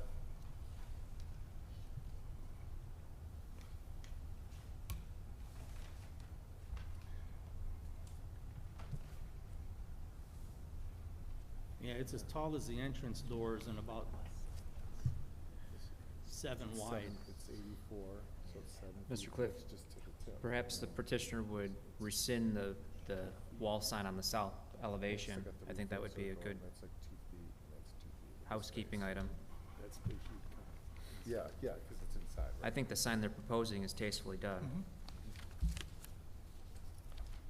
I merely wanted to point out that I thought that the one that has been there previously was actually larger than what they're asking for. But you know my stance on signs, so Well, I'll yield the floor. I mean, assuming this is drawn to scale, you're right, the CVS sign looked like it It's a was lot bigger. a lot bigger than that, but Didn't the CVS take up the other spaces too? The point I was trying to make is that perhaps they didn't Yeah. So, need. what you're looking at is, when CVS was there, they had more than 34 feet of space. They're also putting in a taco shop and a pizza shop, which they changed to different addresses. So it's calculated as different frontage. So their frontage is only 34. If you took the other 2 stores that are going next door to it, which was at one time when it was all one CVS, it was about, I think it was 75 or 80 feet of frontage. Now, the frontage for the fruit market is only 34 feet. so you're saying that there's gonna be, the taco place and There- whatever, they're yes, gonna have it's good. separate addresses? There's a separate address, and they're each gonna have a separate sign and a Okay, separate address. because That is I correct. believe our ordinance is 40 square feet per address. Yeah, those addresses will be under 40 square feet because they're small. Okay, I thought we were getting off with way ahead here, but it sounds like there's gonna be 2 40-foot signs next to this, but nonetheless, I think it's still tastefully done. Mr. Chair, it makes me actually, so I'm just curious then, with the pole sign, because right now the pole sign, used to have CVS, that Ross School, I forget, and the restaurant at the other end. Right. So if you're refacing the CVS portion for your market, are the taco, are we gonna find some future variants that, let's say, the other two businesses are gonna come and say, oh, we have no visibility off of 12 Mile? I'm just wondering if that's gonna be a problem we'll run into in the He already future. alluded to the fact that they're gonna have their own separate signs, and that, I believe, I heard him say that they were going to be 40 square foot or less. Which would be on the front of the building. My question is, are they gonna come and say, oh, we have no room on the pole sign, and we have no visibility? Does a dress give you a certain amount of square footage on a pole sign automatically? necessarily. No, so it's just, Depends on you. Mr. Rajaput? The pole sign, from what they've told me, is not gonna increase. This is also the owner of the restaurant that's on the other side and everything. There was a pharmacy sign within that CVS, so he believes that that's where the other two restaurants will split that area. It's gonna be allotted by the landlord. As allotted by the landlord.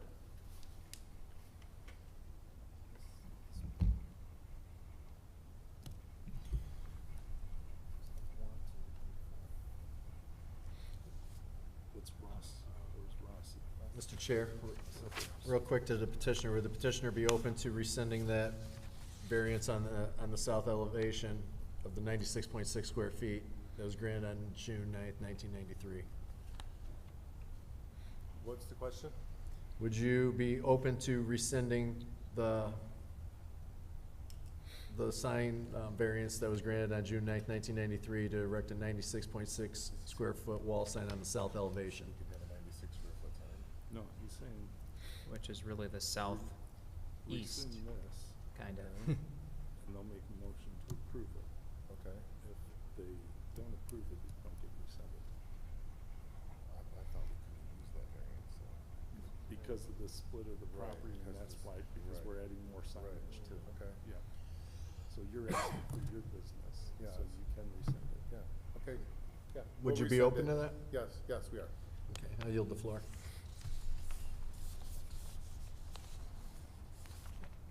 Any other discussion, comments, or does someone move to make a motion? Nobody else has anything to say, I'll make a motion. Make a motion to grant the petitioner permission to install 124 square foot wall sign, and also to rescind the variance granted on June 9th of 1993 for the 96.6 square feet of wall sign on the south elevation. That'll be rescinded, but I'm inclined to grant the petitioner's request based off of that to install the 124 square foot wall sign due to the fact the size and shape of the lot, it's not a detriment to the area. Support? We have a, Before we vote, can I interject real quick? I'm looking at the aerial view of this building. There's no defined south, there's no defined east, there's no defined west.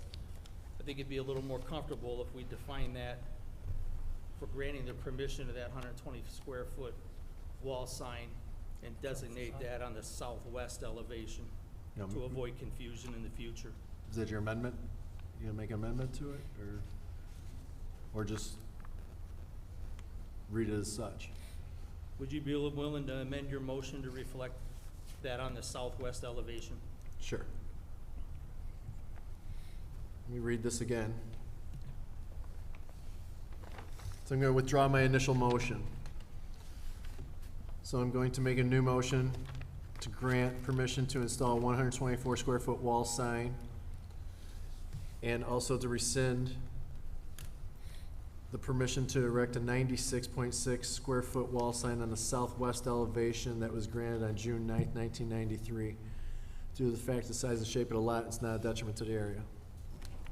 Support. I think we read Wait a that minute. wrong. That's Wait. wrong. I read it wrong? You said southwest, didn't you?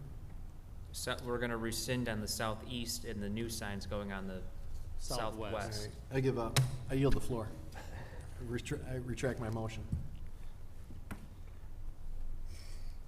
Go ahead, Mr. Cliff. It's on you. Well, I'm not gonna support a sign that's 3 times larger than what the ordinance is warranted for. Somebody else is gonna have to read it. I'm not intent on making that motion. I was making suggestions for clarity. Okay, I'll make a motion here. Okay, I make a motion to approve the petitioner's request to install a 124 square foot wall sign on the front facade of the building, which would be the southwest side of it, and rescinding the previous variance for the southeast side of the building. Reason being, size and shape of the lot and not detriment to the neighborhood. Support. We have a motion by Mr. Nestorowitz, support by Mr. Lindsay, to approve the request as read. Mr. Nestorowicz. Yes, for reasons stated in the motion. Mr. Lindsay. Yes, for the reasons stated in the motion. Mr. Sesser. Yes, for the reasons stated in the motion. Mr. Clift. No, it's 3 times what the ordinance allows. Mr. Green. Yes, for the reasons stated in the motion. Mr. Watts. Yes, for the reasons stated in the motion. Mr. Jersey votes yes for the reasons stated in the motion. Chairman Safaya. Yes, for the reasons stated in the motion. Your modified request has been approved. Thank you very much. Thank you. Have a good evening. This brings us to item 11. Item 11, applicant Sheets Incorporated, Representative Zoning Resources Rebecca Green, common description 5920 of 12 Mile. Variance is requested permission to install the following signage. 1, a 36.38 inch by 85 inch, 21.47 square feet wall sign on the north elevation of the building. 2, a 22 inch by 108 inch, 16.50 square foot wall sign on the north elevation of the building. 3, a 22 inch by 108 inch, 16.50 square foot wall sign on the west elevation of the building. 4, a 19.62 inch by 96 inch, 13.08 square foot wall sign on the north elevation of the canopy. 5, a 19.62 inch by 96 inch, 13.08 square foot wall sign on the west elevation of the canopy. 6, a 20-foot high ground sign with 56.50 square feet of signage to within 9.9 feet of the west property line, 6.9 of the northwest diagonal property line, and 14.4 feet of the north property line. 7, gas pump signage, 12.48 square feet. Valance signage area, 12.125 skirt signage area, 24.6 square feet per gas pump on 10 gas pumps for a total of 246 square feet of pump signage, for a total of 364.60 square feet of wall signage for items 1, 2, 3, 4, 5, and 7. Good evening.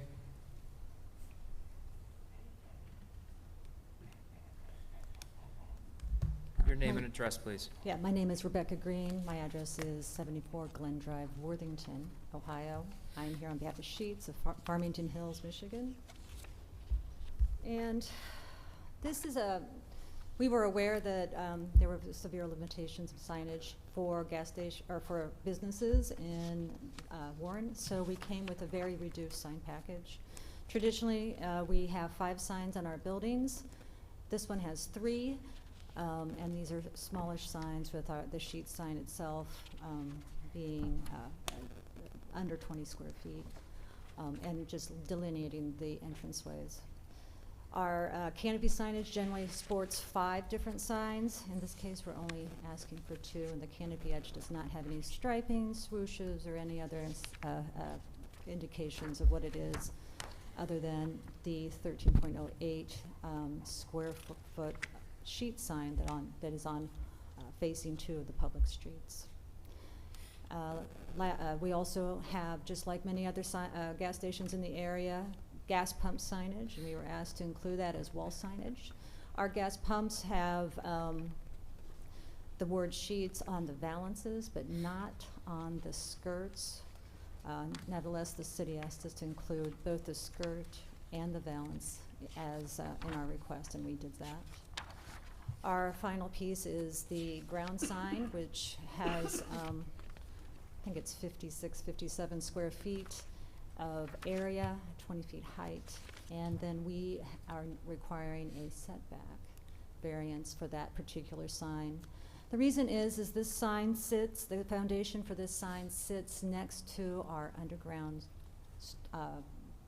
water detention facility. We don't want to push it too close to that because we don't want to damage that.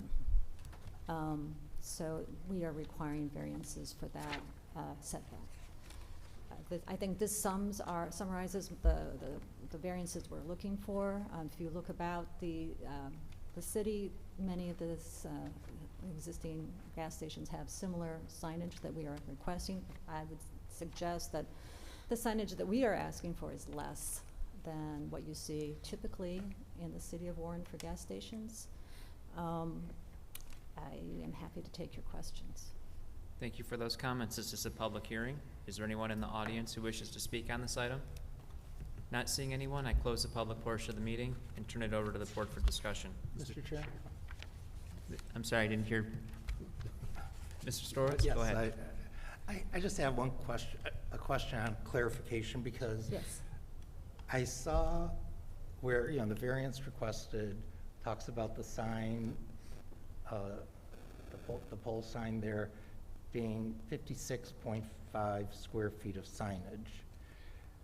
And in places in the documentation here, I also saw a reference, like in your statement of support, it talks about a ground sign being 75 square foot.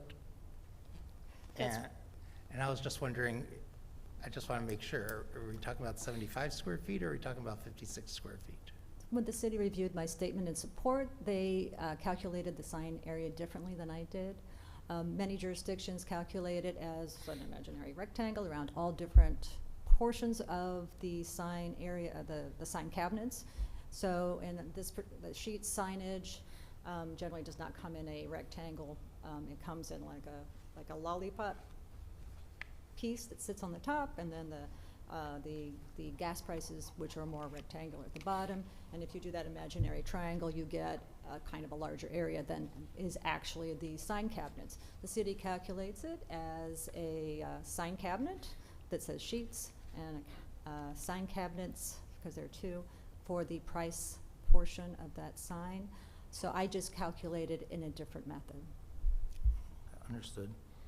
You know, and it's such a shame, I wish I could understand why Macomb, or I imagine the county when they're doing Mound Road, why is that berm so high when you approach 12 Mile, you know?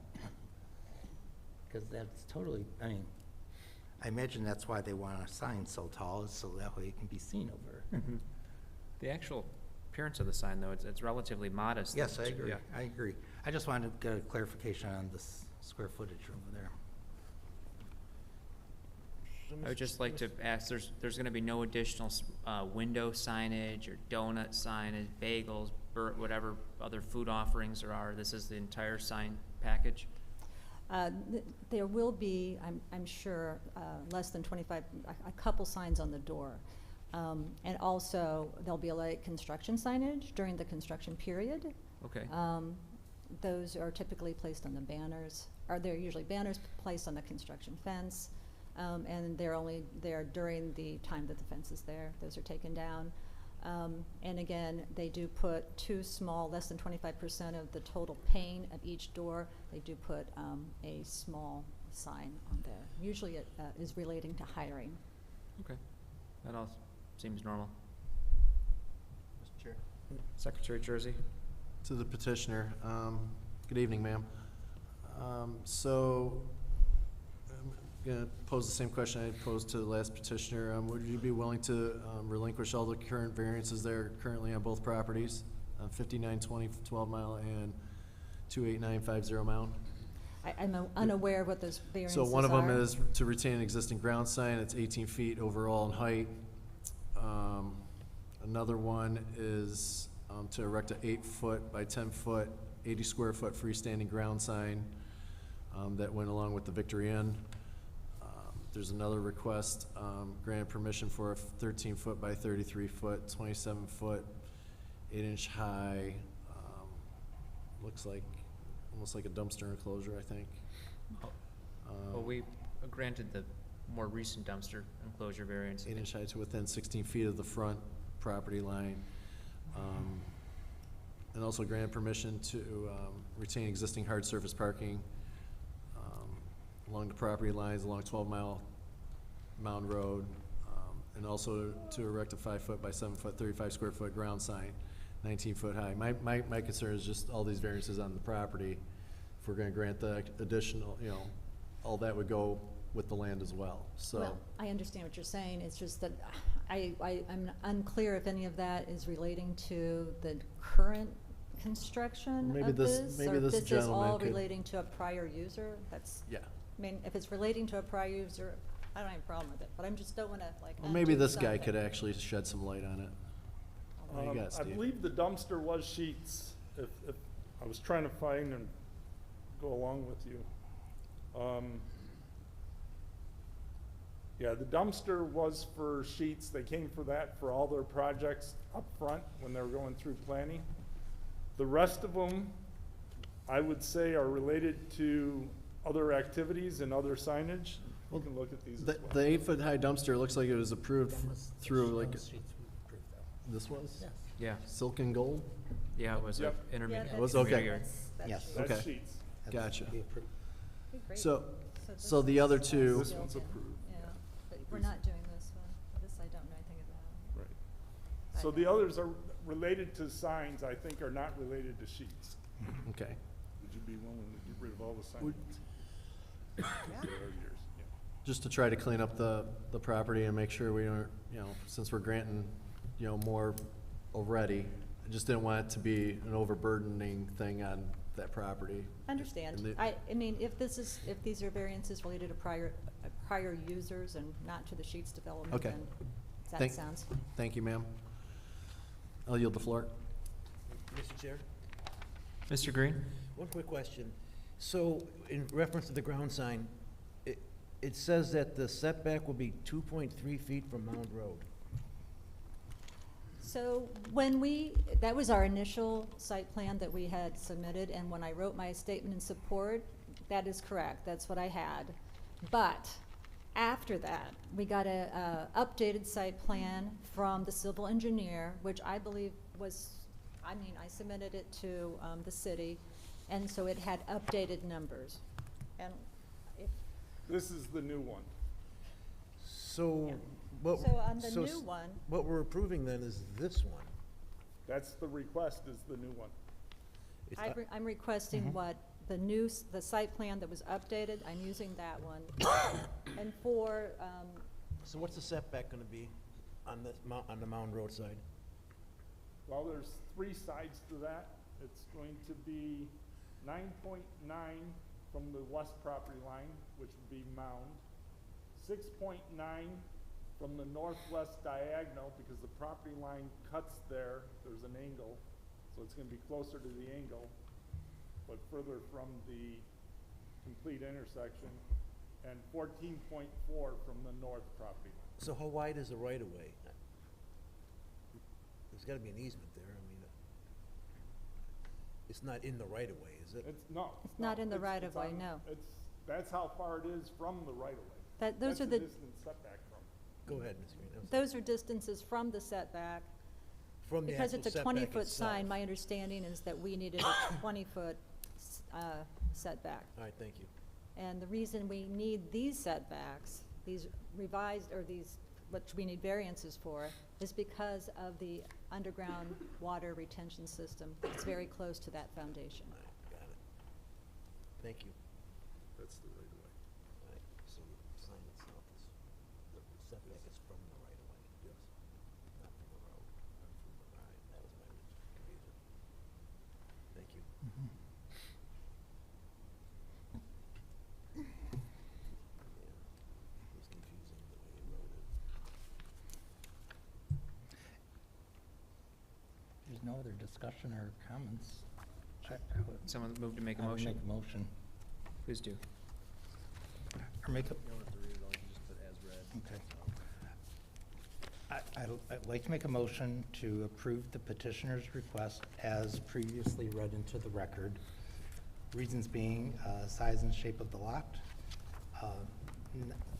not a detriment to the neighborhood, but also rescinding the previous uses of ordinances from 1964, 88, 2015. I think we can't hear you, Rob. Oh, sorry. Here, go ahead. Sorry about that. I circled it for you to try and make it easier. And just rescinding the ordinances that were previously approved for the Victory Inn and the used car lot back in 64, 88, 15, and 1996. And the reasons being size and shape of the lot, not a detriment to the neighborhood. Support.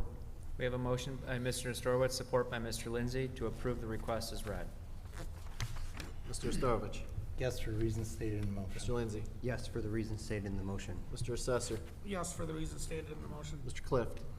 No, it's 9 times the size the ordinance allows for signage. Mr. Green? Yes, for the reasons stated in the motion. Mr. Watts? Yes, for the reasons stated in motion. Mr. Jersey votes yes for reasons stated in motion. Chairman Safaya? Yes, for the reasons stated in the motion. Your request has been approved. Thank you so much. Thank you. Thanks for sticking around tonight. This brings us to item 12, new business. The first item being discussion of officer positions for the 2025-2026 term. I think that's correct, right? The term, is it for January? Does the term start September. at the end of September? Okay. I mean, I think we're late on doing the elections, but we postponed so that more Right. people could be here. Okay, so the, whatever the outcome is tonight, the term or whatever, the office position would take effect upon the next meeting? Correct. Okay, so I guess what we can do is we can start with, maybe we'll work backwards, start with assistant secretary and accept nominations, and then we can vote. Is that- I'll give you a second. No, you're good. Go ahead, you're fine. Okay, so the first officer position is assistant secretary. Mr. Chair, Mr. Green, I'll nominate Mr. Watts. you make a motion to nominate Mr. Watts. Mr. Watts, do you accept that nomination? I think so, yeah. Okay. Any other contenders for assistant secretary? Not seeing any. All in favor to appoint Mr. Watts as assistant secretary? All in favor? Aye. Congratulations, Mr. Watts. You're now assistant secretary. Ugh.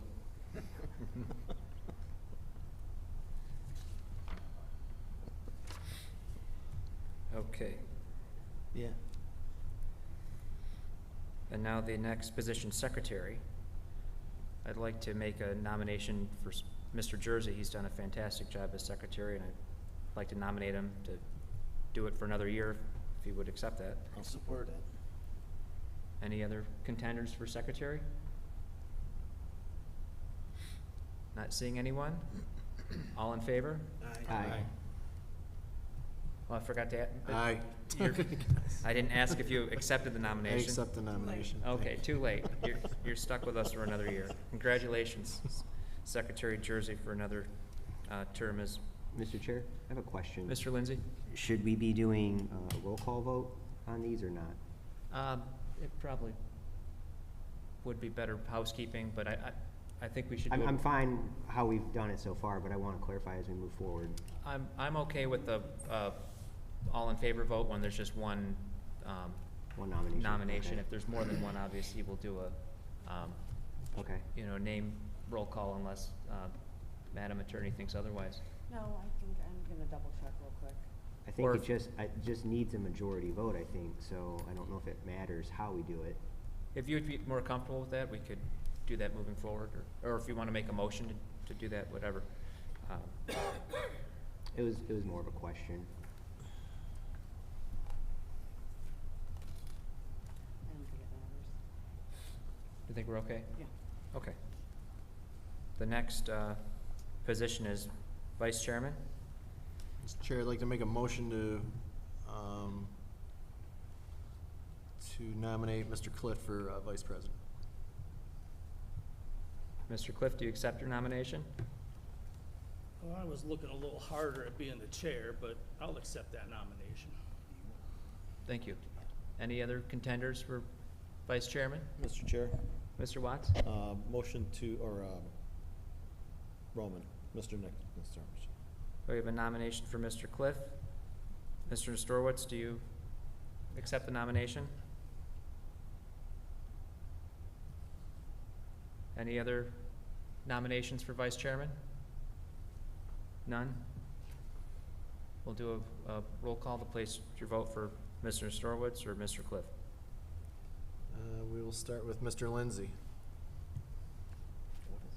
For Mr. Clift or Mr. Nestovich? I'll vote for Mr. Clift. Mr. Watts? Mr. Nestorovich. Mr. Green? Mr. Nestorovich. Mr. Clift? Does he get to vote for I'm himself? voting for myself. Mr. Sesser? Mr. Cliff. Mr. Storovich? I vote for myself. Mr. Jersey votes for Mr. Clift and Chairman Safaya. I vote for Mr. Nestorowitz. So now we got a 4-4 tie. Okay. I call, we duke it out on the, no. Arm wrestling contest. Now what? This is a first for me. Give me a sec. It'd be great if we had a full board. Yeah, wouldn't Yeah, that it be would nice? be nice to have a full board, right?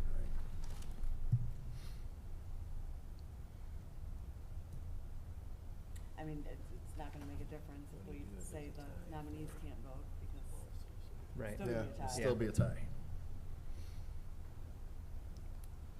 Let's just do a toss of a coin, unless somebody wants Do to a coin back. toss? Or somebody want to withdraw their nomination, or I'm I would've- standing fast. standing fast? I'd allow a coin toss unless there's a more legal avenue. Who's got the coin? Steve, you got the coin?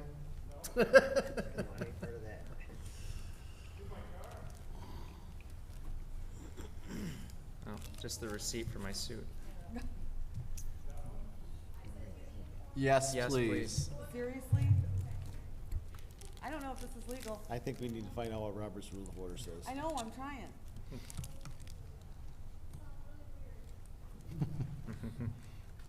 I'm gonna put a motion on the floor to settle the tie vote for the position of vice chair to be put up to a coin toss.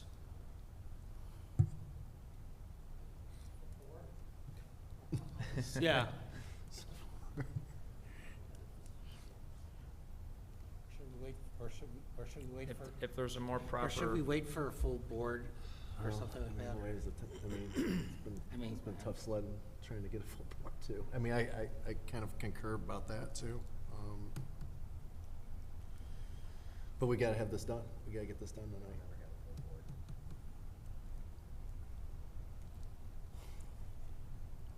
Would that be appropriate to vote on the motion now, or is there? I'm sorry, I'm looking.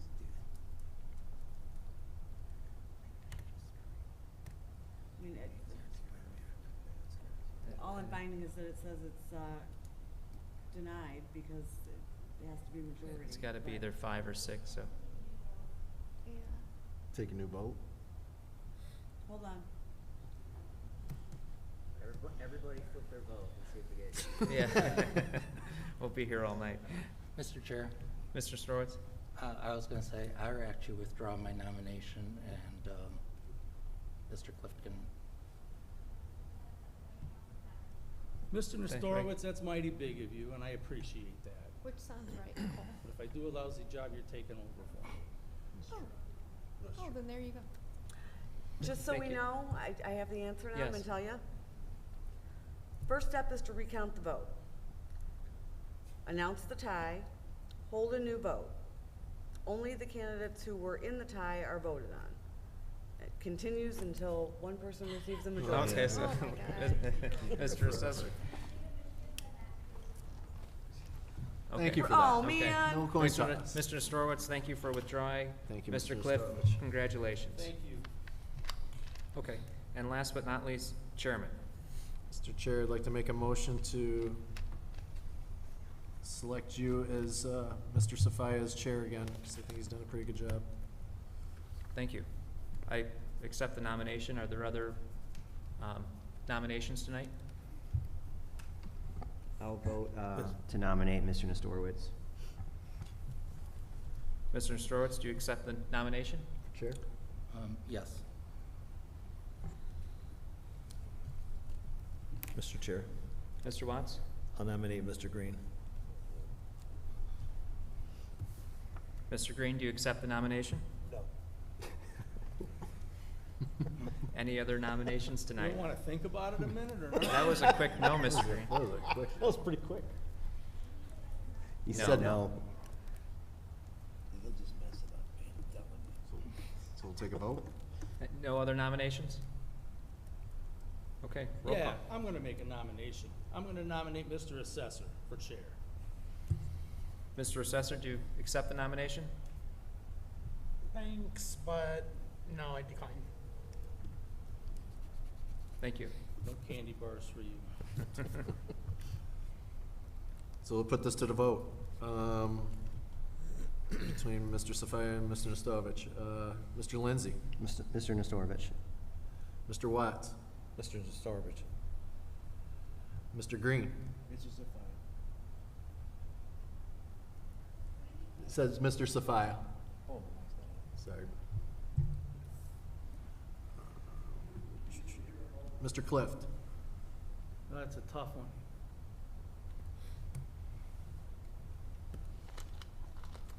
I'm gonna cast my ballot for Mr. Nestorowitz, just to give Mr. Sophia a little break.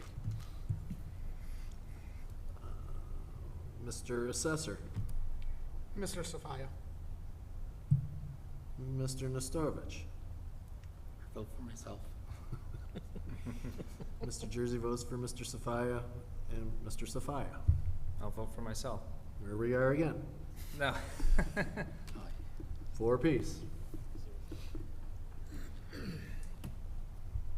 See, Mr. Assessor, if you would've took that nomination, we wouldn't be in this mess. It's true. It would have been unanimous. Try taking I did- another vote, or you guys want No. to? Arm wrestling? Mr. Storowitz, if you'd like to be chairman for the year, I would happy to step out of the way. You've been doing a great job too, that's the thing, I mean. You guys both do a great job, so it's a tough decision. But I will step down if you'd like to be chair. You accept? What? You accept? I would. Congratulations. Mr. Storowitz, you're the new chairman. So to be clear, we have, our new chairman is Roman Nestorovich, our vice chair is William Clift, secretary Paul Jersey, assistant secretary Gary Watts. All in favor? Aye. Aye. And this takes effect, I just want to make sure I understand. Next meeting or the following, when does this take effect? This takes, yeah. I believe it would be It's next October. I believe it's next meeting. Am I Next- correct, Next Nicole? meeting. Okay. Just in Just wanted to September or make sure. October? Yeah. There's one more meeting in September? Yes. Yes. Okay. Correct. September 20, 7th? 24th. 24th. Brings us to the meeting start time.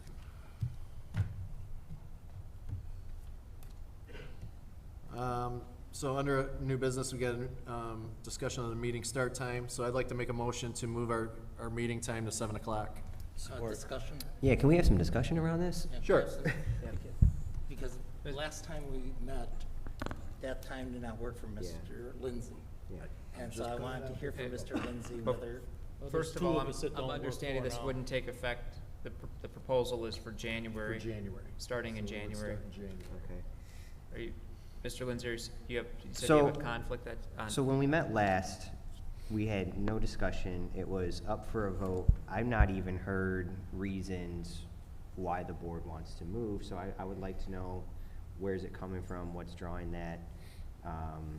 I've had no information up to, we're already voting on a new start time, so if anybody has information. So to provide. the way I approach this is, you know, it would be nice to mirror the same time as city council. I mean, but that's not my point of contention. My point of contention with us having a 7 o'clock start time is we have a lot of opinions now on this board, where the meetings are becoming longer. You know, we don't have 6 people just sitting here rubber stamping and everything, and thank God for that. Yeah. You know, I respect everybody's decision, everybody's opinion on this board to the utmost degree.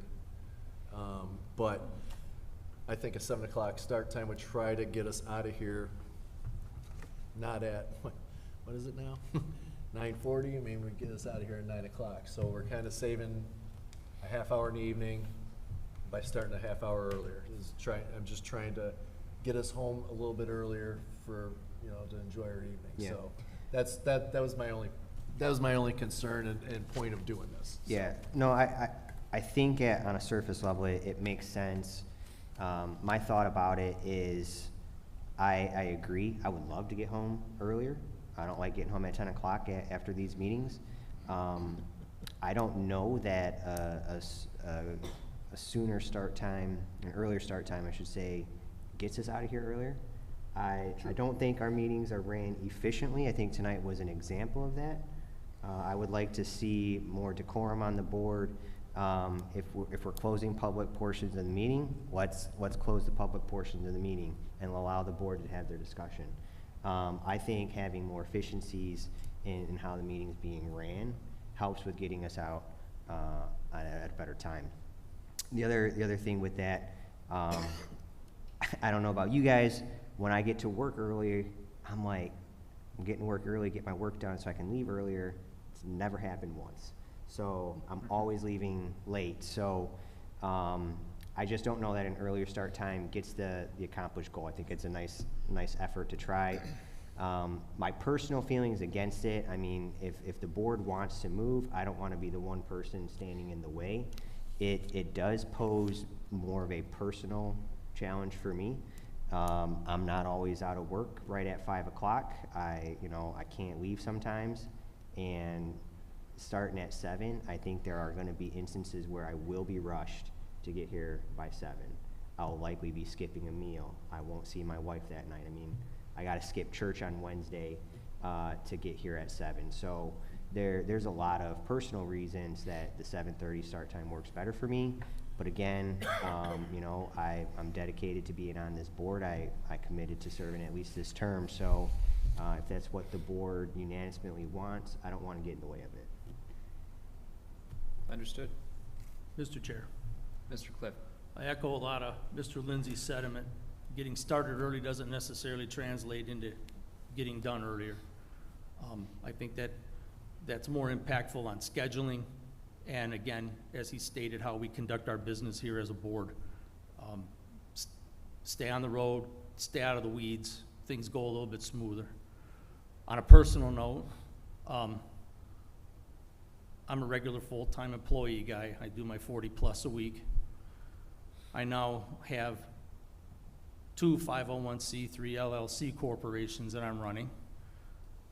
And when I transition out from Cleary University in December with my BBA, I'm continuing on for my master's. And usually class night is Wednesday nights. So lately it's a struggle for me to get here for a 7:30 start, let alone 7 o'clock. I'm just I'll make it work, whatever I have to do. But on the face of it, early on, I thought that was a great idea to move the time. I'm not really convinced that it's gonna make very much a difference at the end of the day. And you're right, Mr. Jersey, it's not rubber stamp anymore. People are asking questions, entertaining notions, and it's important to have those discussions. So, we'll do whatever we have to do to make it work, to be fair to the board, but I also have to be fair to myself and my continuing education and my businesses. So with that, I'll yield the floor. So. Mr. Chair. Mr. Storrs? Earlier start time does not bother me, but what would actually bother me is if we moved the time to an earlier start time and it was a detriment to other board members. Because I understand that they can try to meet, make it and such. I'd be worried that I don't think a majority vote of moving a time, if it inconveniences and makes it difficult for any board members to attend is a good reason to move the meeting up a half hour. You know, it's like, I'd rather, if the time's not good for everybody, I would not want us to move the time. That's all I'm saying. And might I also add, sometimes when we have our special meetings, kind of short notice, I know for me that's a big struggle, because I have to move, there's stuff in my lineup every night. I'm busy every evening. And when we have our special meetings or our unscheduled meetings, that becomes difficult as well. I personally feel the pinch on that. Something has to, I'm dedicated to the board, and when I appear here on special evenings or normally not scheduled evenings, something somewhere else is having to take a back seat or be missed that evening. I just wanted to throw that out there. Mr. Chair, Mr. Watts? I don't care either way. Me too. But I think it's making the meetings uniform. Planning is at 7, council's at 7, we would be at 7. You know, when I came here, I was at 7:30. First thing I thought, why is it 7:30? Again, it doesn't matter to me. The other thing is, I don't know if anybody's aware, but council last night passed next year's meeting schedule with a 7 p.m. start time. I don't know where that puts us. I know that 7 p.m. doesn't take effect till January 1. I don't know how that affects anybody here. But just, like I say, I don't know how that affects that vote, so. Thank you. I know there were questions last time when we came up with this, if it was even our authority. I did look at the bylaws. The board has the authority to set the meeting time and the place, so I'm comfortable that it is our decision. You know, I've stated my thing about it. The other thing, you know, if we move it up, not saying it would, but do we start seeing 2-3 more agenda items get added to the list because we have more time in the evening? We'll see. We'll see. Sounds like a non-binding. I trust you, Nicole. Do we have a motion to take a vote to change the time, or do we want to just leave it at discussion? I'll withdraw my motion.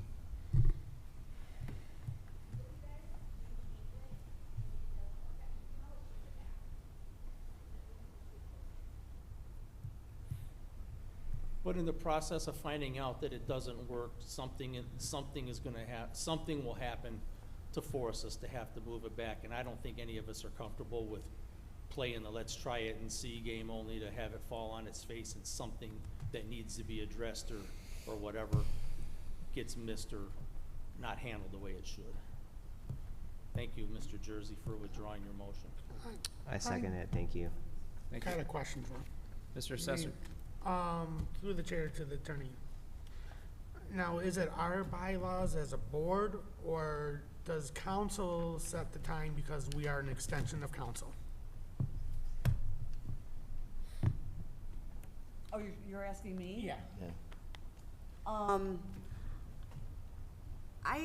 I don't necessarily know that, other than being appointed by council, that you're an extension of council. Go ahead, Nicole.